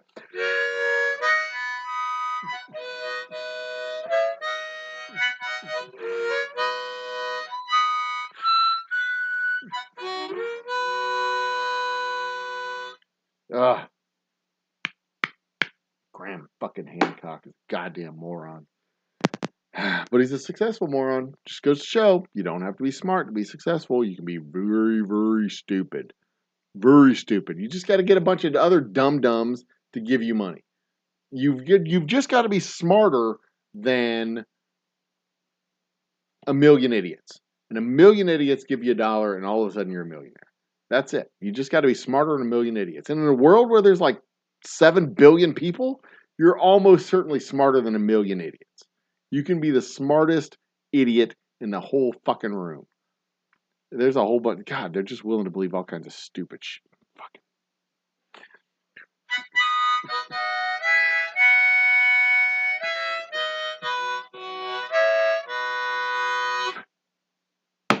There we go. Enough with Graham fucking Hancock. He's an idiot. He is a complete and total buffoon. And dummies give him money all the time. Ugh. Break out the Ouija board? No.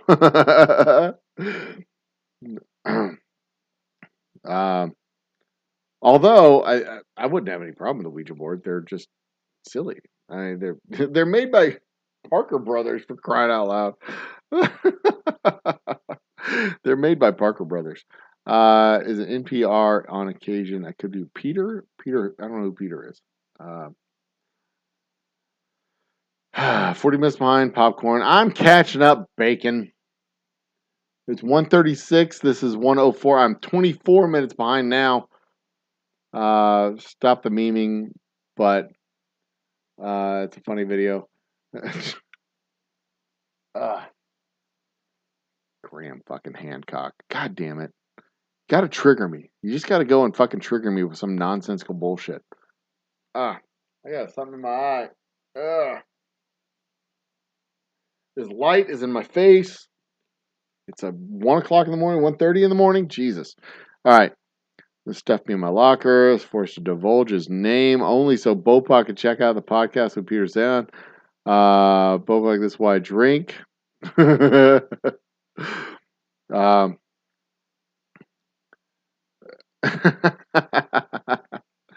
I'm willing to buy it. Fair enough. Fair enough.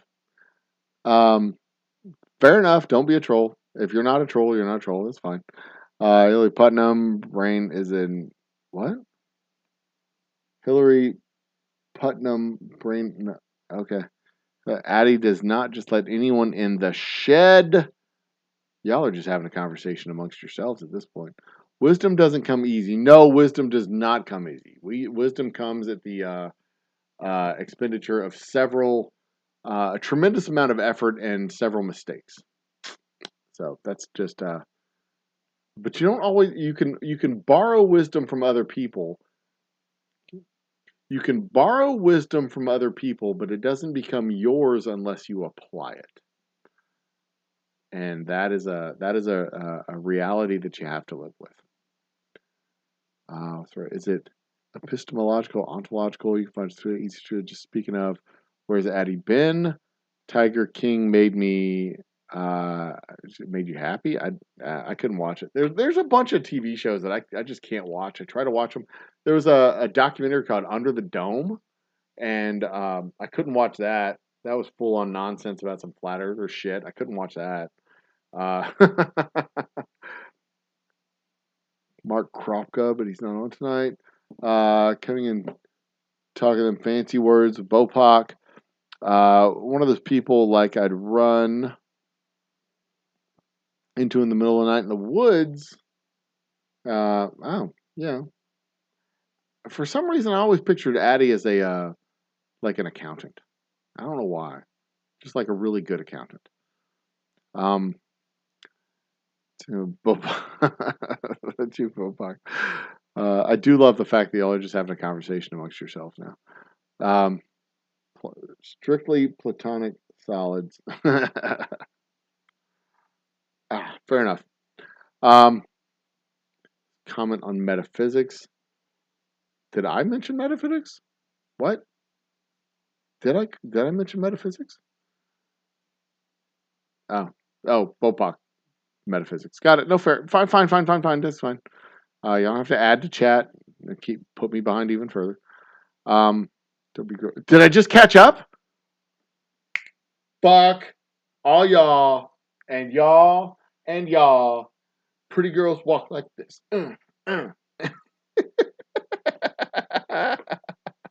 I just caught up with chat. We just caught up with chatting.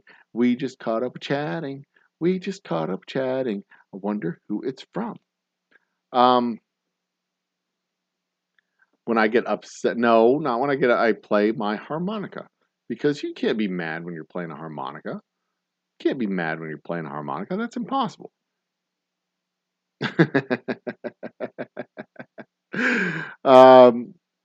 We would not have the VP we have today.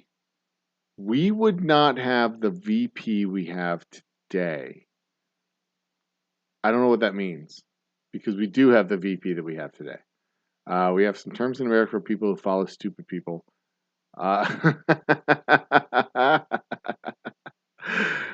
We do have terms for people that follow stupid people.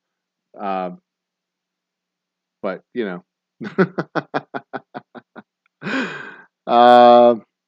Find us on Twitter. You've really done it. Boom. 2:30 is catch up. We did it. I told you I'd catch up around 2:30. It's 1:30 my time. I said 1:45, I think is the number that I said. 1:45 my time, 2:45 your time. I've caught up with chat. It's not even last call. Oh, well, this is my last drink. But it's not even last call. Last call in Texas is 1:50. 2 o'clock is the cutoff time for drinks. So there you go. Boom, boom, boom, boom, boom, boom. All right, so Monday morning, bright and early. The goal is 3 a.m., but it might be closer to 5. We're going to start the 72-hour live stream early at the distillery, 3 a.m. We're going to go 3 to noon. Then I'm going to take a 3-hour break, and then we're going to kick it back off from 3 to midnight. I might give it a little bit longer, go 4 or 5, and then go 9 hours from there. So instead of midnight, it'll be 1 or 2. But I'll be at the distillery. I will have a cot. I'm going to spend the night at the distillery, and we're going to get up 3 or 4 hours later, do some more work. I will have errands to run and things to do.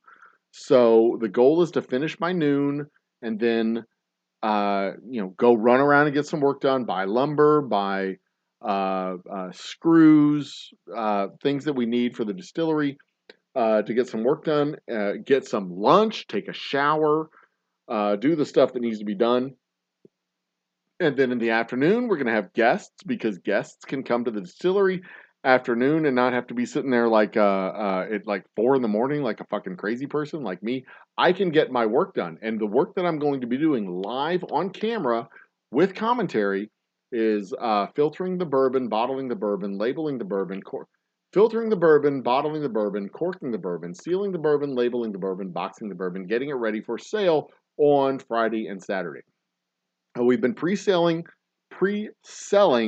the golden tickets for people who to reserve their bottles, and you can reserve your bottle on Friday and reserve your bottle. You can reserve your bottles for Friday and Saturday, and if you can't make it on Friday and Saturday, we will hold that bottle until the end of February for you to come and pick it up in person. If you want a bottle shipped to you, we can discuss that. Send me an email. We'll talk about it. But who is the band? I do not have a band scheduled yet, but it is entirely possible that between now and Wednesday, I will have a band scheduled for Thursday or for Friday or Saturday. But that's not going to be on the internet. We're not gonna televise that. This is just going to be the work being done. This is going to be a full-on behind the scenes at the distillery. We're going to StreamYard on Wednesday and have guests come in. Alyssa Kopinski. Look up who she is. Alyssa, Alyssa, Kempinski, Kempenski.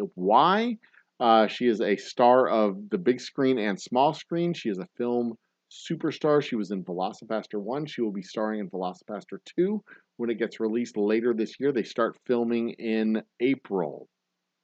April, I think is what she said. So that's going to be a fun interview. We're going to have Ray from Hereford Cigars coming into the distillery in person. We're going to have Tanya Rogers, Slade Ham, Rob Mungle, Chris Amerson, who is Scabs the Clown, who is a sideshow performer. Jeff with a G will be joining us on Wednesday night. We'll have Landon from HOC Studios, who will be collaborating with me for a special label that will be released in April. We've got distinguished guests that will be joining me all through the week, all through the time while I'll be at the distillery. It's gonna be a ton of fun. It's gonna be a ton of fun. You're gonna be able to see me making the bourbon, bottling the bourbon, talking about the things that I think about when I'm working, talking about the things that just come up normally. Doing a walk through the distillery, doing some projects around the distillery, de-nailing, removing nails from a bunch of planks that are eventually going to go on the walls of my distillery. I have some acrylic pours that I want to do. I've got some paintings that I want to make. I've got a recreation of Starry Night that I want to finish. That I'm going to have plenty of time. I have 72 fucking hours to fill. So we've got a whole lot of shit that I want to get done and do during the 72 hours, and I've got a lot of time to fill. So, when the whiskey's filtering, I'm not doing a whole lot of stuff. I mean, it's running through the filter. I've got 3 filtrations to run on this whiskey to get from the barrel to the bottle. So it's got to go through the coarse filter, the medium filter, and the fine filter, and then and we've got a whole bunch of shit going on. The real goal now, the thinking behind this is watch hours. I want to get all the watch hours I can possibly collect. I figure a 72-hour live stream, I should get at least 72 hours of watch time. I'm hoping to get about 350 hours of watch time out of it. But Real talk, it's probably going to be close to 120. But this is part of our Project 360 of getting the watch hours that we need to get. And then next month, we've got a couple of new shows that we're going to add onto our cycle of streamathon nonsense. So I appreciate you guys coming to join me tonight. I appreciate anybody who came on last night. I appreciate folks who will join me next week. We will have an open forum night, possibly Tuesday night, possibly Thursday night. I haven't decided which night we're going to do. I'm going to open up the StreamYard. Y'all can come join me for the show, and we'll talk about whatever the fuck's going on. Probably Thursday night. It'll probably be a good solid 4 or 5 hours Thursday night when I'll turn on the StreamYard and everybody can just come join me. We'll just talk. I'll be tired. Y'all talk. I'll take a nap. Y'all can just carry on the conversation yourself. It'll be fine. But yeah, so there you go. So tune in Monday because I'm done tonight. I have a video that'll be posting Friday. Tune in on Monday, and we're gonna party hardy like nobody partied before. We're gonna party hardy like nobody's hardly partied before. That's it. I'm the Old Humble Guy. You are my audience, and I absolutely 100% appreciate your participation in the shows. I will be giving updates on the kangaroo fight. Don't worry, trust me. We're doing this thing. It's going to take some time to organize it, but we're going to do this thing. I appreciate you guys. Stay awesome to each other. And remember, life is too short for bad whiskey, so drink the good stuff. Cheers. Good night. See you in a few days.